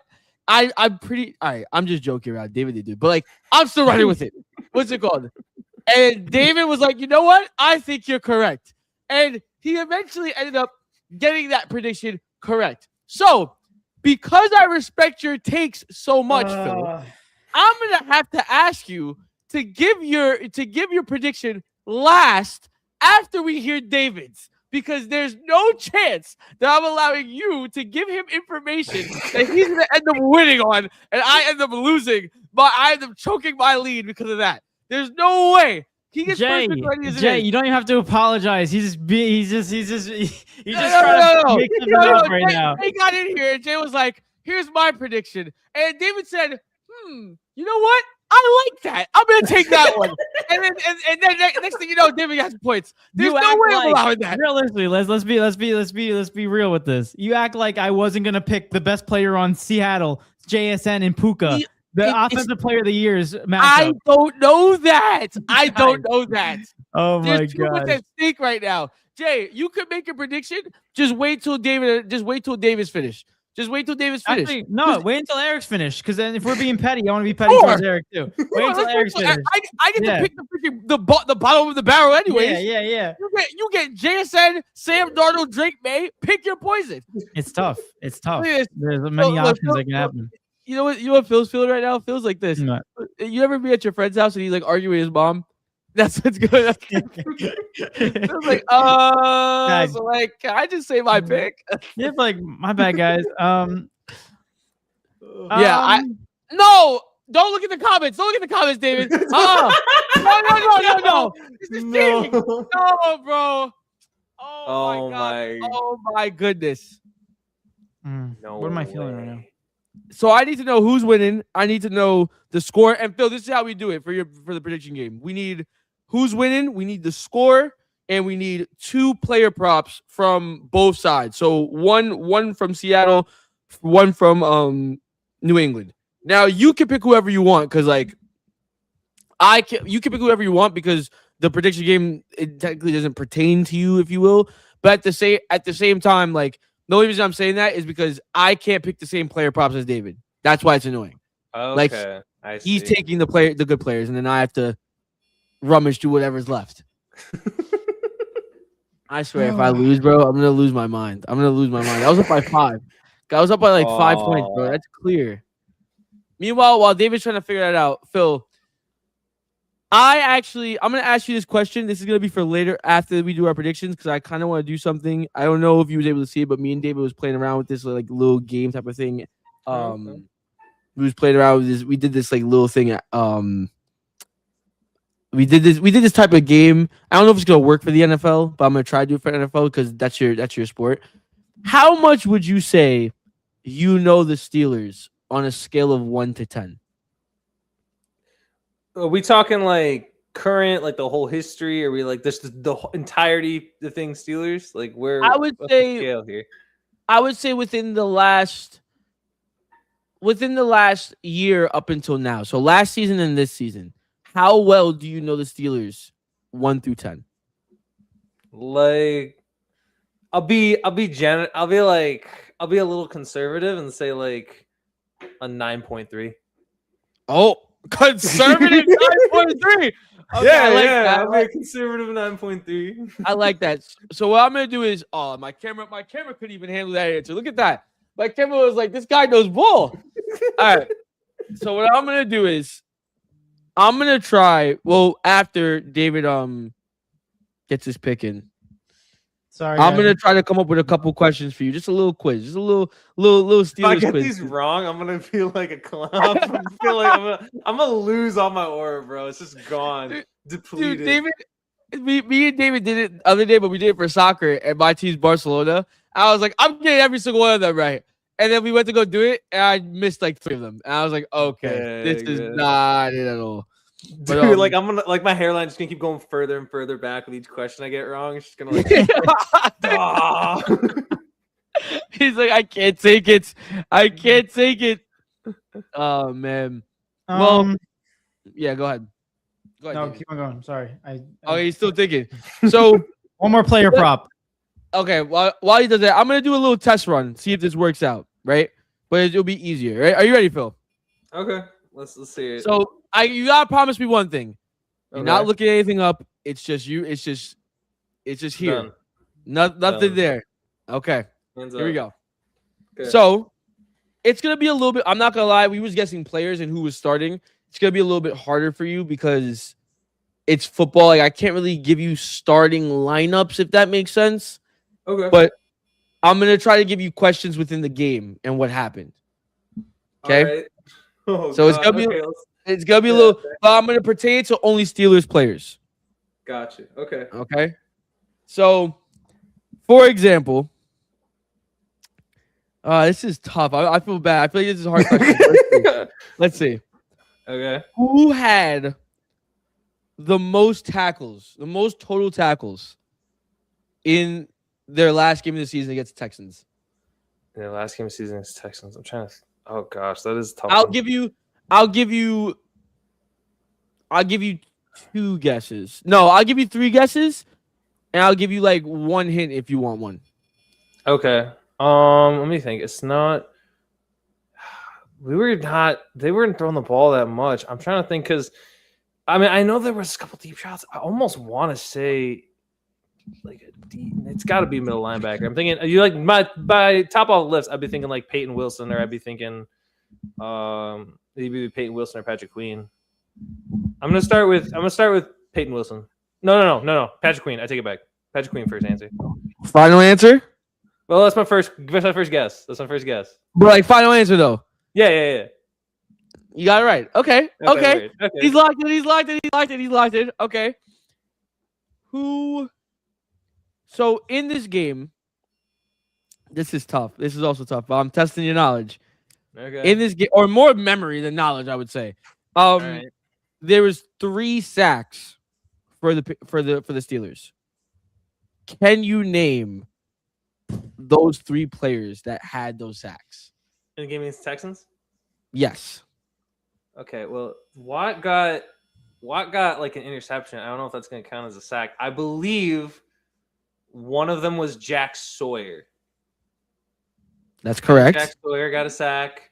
That's one. Oh my gosh, man, that game pissed me off because I was so mad at the offense the entire time. Jack Sawyer, I know, was one for sure. Who got? I'm gonna guess Highsmith. I feel like he definitely get a lot of pressure. I feel like he got either close or he maybe got one, but I'm gonna guess Highsmith. Highsmith is incorrect, so you got 2 more guesses left. All right, no Highsmith. I know. I don't think TJ got one. I don't think there was. Maybe was there Did Harmon get in there? Cam Hayward was stuff on the run a lot, but I don't really feel like he got a sack there. I want to say. David, while I'm doing this, can you like workshop a way to make this a little bit easier for him in a sense? I can't ask him starting lineups. Let's see. If you can think of anything. Oh my gosh, was it Cam? But I want him to finish this question. I'm gonna go. Yeah, I got one. I'm gonna go Harmon. I feel like Harmon was playing well in that game. I'm gonna go Derek Harmon? Derek Harmon. That's correct. Okay. Okay. Damn. So you got one more. There's one And more. 2 guesses. I'm wondering if it's like an obvious answer. Well, maybe it was. You know what? No, somebody blitzed in this game and got us a sack. Was it Brandon Eccles? Final answer? Yeah. No, it was not. Was it You a got DB one? though? Is it? You want a hint? That would be your hint. I'll give you that if you're locking that in as a hint. Was it a DB was it a defensive back that got sacked? No, it was not. Dang it. I really thought someone did. Crap. Man. There was someone who came off the edge, like unblocked. Maybe it was just Sawyer. Someone came off the edge completely unblocked. Patrick Queen. That was my thought, but it was like off the edge. I would have thought he would. I remember it being off the edge. And it would have been. If it's like an obvious answer, like TJ Watt would be so upset. Well, I'm gonna go. I want to help you so bad, but I can't. Yeah. I'm gonna give you a hint. Okay. I don't know if this helps you or not. He's 24 years old. 24. Okay, so it's not Queen. I think Queen's a little older. It's not obviously not TJ. It's obviously not Cam. 24-year-old linebacker. It's not so. Well, we already guessed Sawyer. We didn't guess Highsmith. It was correct. The only guy that I think is roughly 24 would then be Peyton Wilson. So I would guess Peyton Wilson. Final answer? Yeah. Correct. It was not correct. Damn it. What? Who is it? His initials is KB. Keanu Benton. Dang Benton. it, man. Yeah. Oh my gosh. He got a Damn it, sack in that- that game? That's he pretty got good. sacked. Though. That's pretty good. Oh, man. But That was good though. yeah, That was really good. I give you that one. Oh man. That's But tough. Eric, my picks are in. Oh god. Here we go, ladies and gentlemen. Sweating. If I lose, oh my god. I did a little bit of research. I'm really nervous about these picks because they can go. The research can be blown out the window because this can just happen in one game. You look at season projections, see what they've done throughout the whole season. Doesn't matter. It's just one game. Anything can happen. But I feel I've done this to myself. This is what hurts the most because if he wins, I choked and he earned the dub. Like I can't do anything. Oh my god. I'm gonna go with Seattle Seahawks getting the dub, 31-17 against the Patriots. Yuck. They get killed. Yeah. I got JSN 80 plus total yards. And I got Ramondre Stevenson under 70, which is a little tricky because he has had 70 plus in the last 2. If JSN doesn't have above 80 plus total yards, they're losing the game. I hope they win. So it's like that's oh my god. So I can't pitch JSN or Ramondre. Under 70 rushing yards. All right. Picks are in. All right. Picks are in. All right. Bill, how do you feel about that? Those picks. Are those Listen, locked? I want all those. I want all those things to happen. So I feel like I really want Ramondre to have like -5 rushing yards. Because I'm gonna. Okay, let me get one more thing in that I didn't like about the Super Bowl. We beat this sorry ass team. We beat the Patriots. We embarrassed Drake May. And we all sit here like we should be in this game. No. Hell no. We're not doing that. We're not doing that on freaking, you should not even be close to this game. Eric, what does Stephen A. Smith say? Kick wide Smoking the weed. I'm just saying this team lost to us. If they win the Super Bowl, I'm gonna kick wide to the right. Kick wide right. That is your entire season on the line. Kick wide right. Oh my gosh. Bro, Tyler Poop is the reason that you had a chance in the first place. Oh my gosh. I mean, Eric, by all metrics, isn't that also your season too? Yeah. Oh my god. We would have beat the Texans. We would have beat the Texans. We would have beat the Texans. I know we would have put up a better offensive performance against the Texans. I know for a fact. I hate my team so much. Oh my gosh. Eric, you ready? I hope Mike McCarthy and them go freaking 4 and I can't stand it. Oh my god. Eric, all right, you well, got your predictions. All right. Well, I'm gonna do that. I want you to go back to the game if you could. Phil, you ready? Yeah. We'll continue the Steelers. Okay. We're gonna go instead of individual game. We're gonna go off of season totals, season averages. Okay, I'm gonna give you numbers. Actually, you know what? Let's change it up. We're not doing Steelers. We're gonna do Would You Rather, but not knowing, just based off of stats. Would you rather based off of stats edition? First one up in the regular season. Would you rather? This is quarterback edition. So would you rather have quarterback A, who threw for 3,727 passing yards, 26 touchdowns, and 13 interceptions? Or would you rather have quarterback B, who threw for 3,668 passing yards, 25 touchdowns, and 10 interceptions? The 25-10 sounds really familiar. No, it's not. So 26 touchdowns, 13. Well, one guy had only one less touchdown, but turned over 3 less times. Slightly less yardage. I feel like just based on those numbers, I would go with B.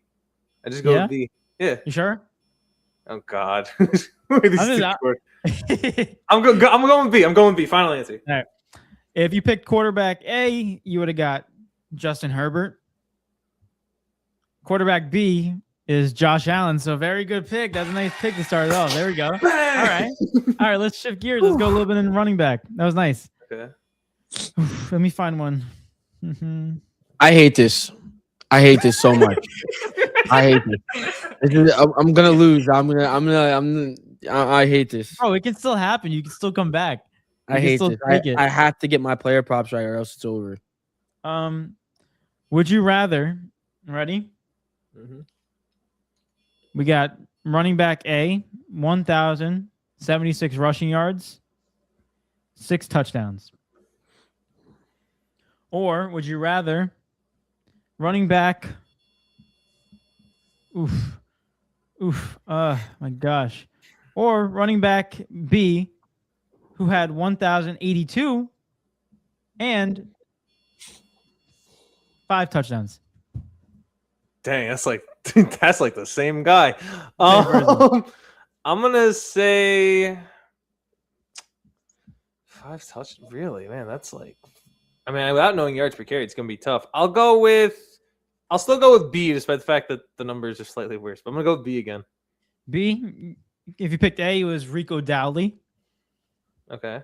If you picked B, it was Tony Pollard. Congratulations, you got Tony Pollard on your team. I got the Titans back, bro. I had him in fantasy. I hated it. He had one good game. It was the one game I benched him. I'll let you redeem yourself in the running back. We got running back A, who is 958 rushing yards, 6 touchdowns, and he's averaging. He's got 211 carries. Okay. All right. Running back number B or letter B has 234 carries, 929 rushing yards, and 13 touchdowns. 13 touchdowns. Someone scored a lot of TDs on the goal line. Man, I almost want to say Zach Charbonnet, but I don't think he scored that many. Who had those 13 rushing TDs on the goal line? Fascinating. I almost think the guy on the right is Josh Jacobs, but I don't know if he's better. I'm gonna go with B again. I'm gonna go B a third time. If you picked A, you should be disappointed in yourself. Oh no! Oh my gosh, that's your Pittsburgh Steeler, bro. Jalen Warren as your running back in A, and number B, letter B, is Josh Jacobs. So we like that. We like that. Josh Oh, okay. Jacobs. Wow. I actually 13 touchdowns is insane, though. I'm ready. You're ready? Oh, all right. Here you go, Eric. It's gonna take a miracle for me to win this, bro. No, it's not, bro. You're just saying it. Come on. This is so. I have a Super Bowl of the Seahawks winning 27-17. That's what I have. Okay. I have Sam Darnold with 200 plus yards and 2 or more touchdowns. Okay. God help me. God help me. God help me. If he doesn't get that, I'm gonna cry. And then I have on the other side Drake May, and this is the risky one to be honest, because I don't. It has to go with my prediction. 150 plus total yards and at least 1 touchdown. All right, Drake May. And what was yours? You said JSN 80 plus yards? 80 plus total and Ramondre under 70 rushing yards. Here we go. Let's see. This is bullshit, man. Oh my god. This is bull. I have a feeling. I have a feeling we're gonna tie. David. Oh my god, bro. I hate this. I have a feeling we're gonna tie again. No, I have a feeling we're not. I went a little bit more ballsy. That's why. I like. I don't know. Man, that's We'll see. Phil, what are you thinking about that? I it's interesting. No. I really think. I'm surprised you went with quarterbacks for both. That's what I was a little. I really think you can get. I really think you got both of them. I didn't have a choice though, because it was either that or like Stephon Diggs. No, Yeah. just no. Like I refuse. I can't predict him. The only person that you can really predict is either the running back or Drake May. And I was gonna pick a. I don't think he's gonna have a bad game. He's gonna show out and lose, but he's gonna show out a little bit. But Jay, you can put your NFL prediction. Anyone in the chat, put down your NFL predictions. We got me and Eric's all set. 55-55 going into Super Bowl Sunday. This Sunday, 6:30 game. It's gonna be exciting. It's gonna be fun. But real quick, I want to get into these comments before we move down. Marcus says, imagine the NFL brings that girl and her dad out, the Pats and Cardi B, and gets in the girl's face and guzzling her out. I wouldn't be surprised. That's something they would do too. No way. Jay, No way that actually happened. He said, I won't predict the Super Bowl. Jay, you can predict the Super Bowl now. We can go. Marcus says, hi. He said the JSN 1 touchdown, 150 yards. JSN 153, 1 touchdown. Yeah, that was very coincidental. Marcus said, wow. Oh, he gave you Eric Kenneth Walker 86 yards and 1 tutty. You didn't take that. Yeah, because I'm not a cheater. Oh, stop! He's a time traveler. Yeah. My guy said conservative, and then went like a 21-year-old at a blackjack table. I don't know blackjack, so take it easy on me, dealer. Okay, place your bet first hand, all in. Thanks so much, Phil. What's it called, Phil? I'd like to hear your prediction, man. You gotta join in on the game now. So I got to think. So like, how we looking at these prop bets? Like, what's like the minimum value we're looking at, or is it just like any like what's your overall metric for a prop bet? So basically, it's up for you. Like you get to choose what the bet is. We can't really rebuttal it. Okay. But here's the thing: like you got to be like somewhat reasonable. You can't say Drake May 1+ total yard. Like that's just okay. This Right. This isn't a DraftKings promo. You know. Yeah. You got like you have a choice of either to like pick a safe lock or like pick a bet. You don't really get any plus points if you pick something that's like a Yeah. little bit more. But Because realistically, Eric had the same bet he put on this game with Drake May 150 plus passing yards and 1 touchdown, and Drake May missed the passing yards by like 50 because of the snow. Hence the fact why I said 150 total. Yeah, Because he made total last time by Oh my 1. God. Oh my God, bro. You could have been in the lead if you would have said total. It's just I know, David. I know I Eric, could have been in the lead. No, this guy's just rubbing it in my face. Dude, that's Oh my crazy. gosh. Wow. What do you? All right. But Phil, do you need some time to think about it, or you want to? I've been looking. I've been looking for a little bit. I think I like some of these. I'm gonna go with. All right. For one, I have the Seahawks winning. I will give. I would say let's go with a score of 31-13. Okay. I So you gave her the same way, like with the scorer. Oh no. Listen, Eric, you're hot or you do. That's just how this works. Right? I need to. You know what? I should. You know what I should do? You know what I should do? I should take David's whole thing and put it on DraftKings, and then we can really get wicked, and then it can really get happy. It don't work like that, big man. Oh my God. All right. That's my score. Now for these prop bets. So I got to pick one player from each team, right? Yep. I can't pick any that you guys have already selected. No, you can. You can pick whatever you want. Yeah. You know what? I'm gonna stay by my rule. I'm gonna stay with it. That's a little risky because you don't got a lot to pick from. I don't think. Look, man, I'm gonna go with Austin Hooper to get over a catch and a half. He needs 2 catches. Okay. Over catch and a half. Backup tight end gonna get 2 catches, and then I'm going with. Gosh, I need a Seahawk. Did anybody say Kenny Walker? No, yet? no one said Kenny. No one's saying No Kenny. one's saying Kenny. Let's go Kenny. Oh, let's go Kenny over 2.5 catches. Damn. Okay. Wow, this man went ballsy. This guy went ballsy, bro. There we go. D&E Takeover. You go big or go home. But real quick, everyone recap.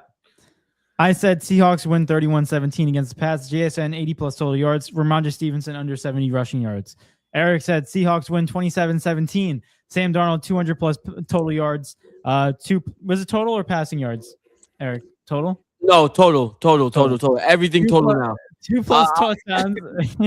Hell Drake no. May 150 plus total yards and 1 plus touchdown. And then Phil's prediction, our guest of the show. Thank you for popping out, Phil. He said Seahawks 31-13 against the Pats. Austin Hooper 2 plus catches, and then Kenneth Walker 3 plus catches. So tune in, guys. There we go. Picks are in.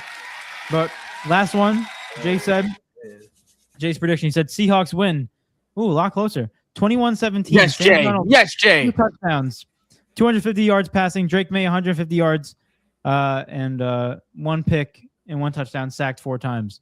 See, Jay had the same mentality I did. I just didn't go that close because I didn't have enough freaking cojones to do it, bro. That's too dangerous. That's too dangerous. But I respect it though. Here we go. Ladies and gentlemen. The cat's out of the bag. Super Bowl picks are gonna happen Sunday. And real quick, I just want to say we conclude today's episode of D&E Takeover. Episode 415 is officially checked off and in the books. We just want to say thank you to every single one of you guys. You guys are the best. If you haven't done already and you're enjoying the show, hit that like button, subscribe if you're new, share the show to everyone that you know. We love y'all. We appreciate y'all. And as always, Phil, thank you for coming on today. It's always a pleasure being able to talk to you. It's always a good time. We got to do this more often. I appreciate it, man. I love doing this. No, we love having you. You're always free and welcome on your show, on our show, and we got to get on your show one day. Yeah, that's what we got. Yeah, we gotta get on that show, bro. Come on in, man. There you go. We'll get a Jeopardy episode set up. I got a whole Jeopardy board. I need the Jeopardy. I need the Jeopardy like quiz game. Like, yeah, bro. Like, we gotta get it going, bro.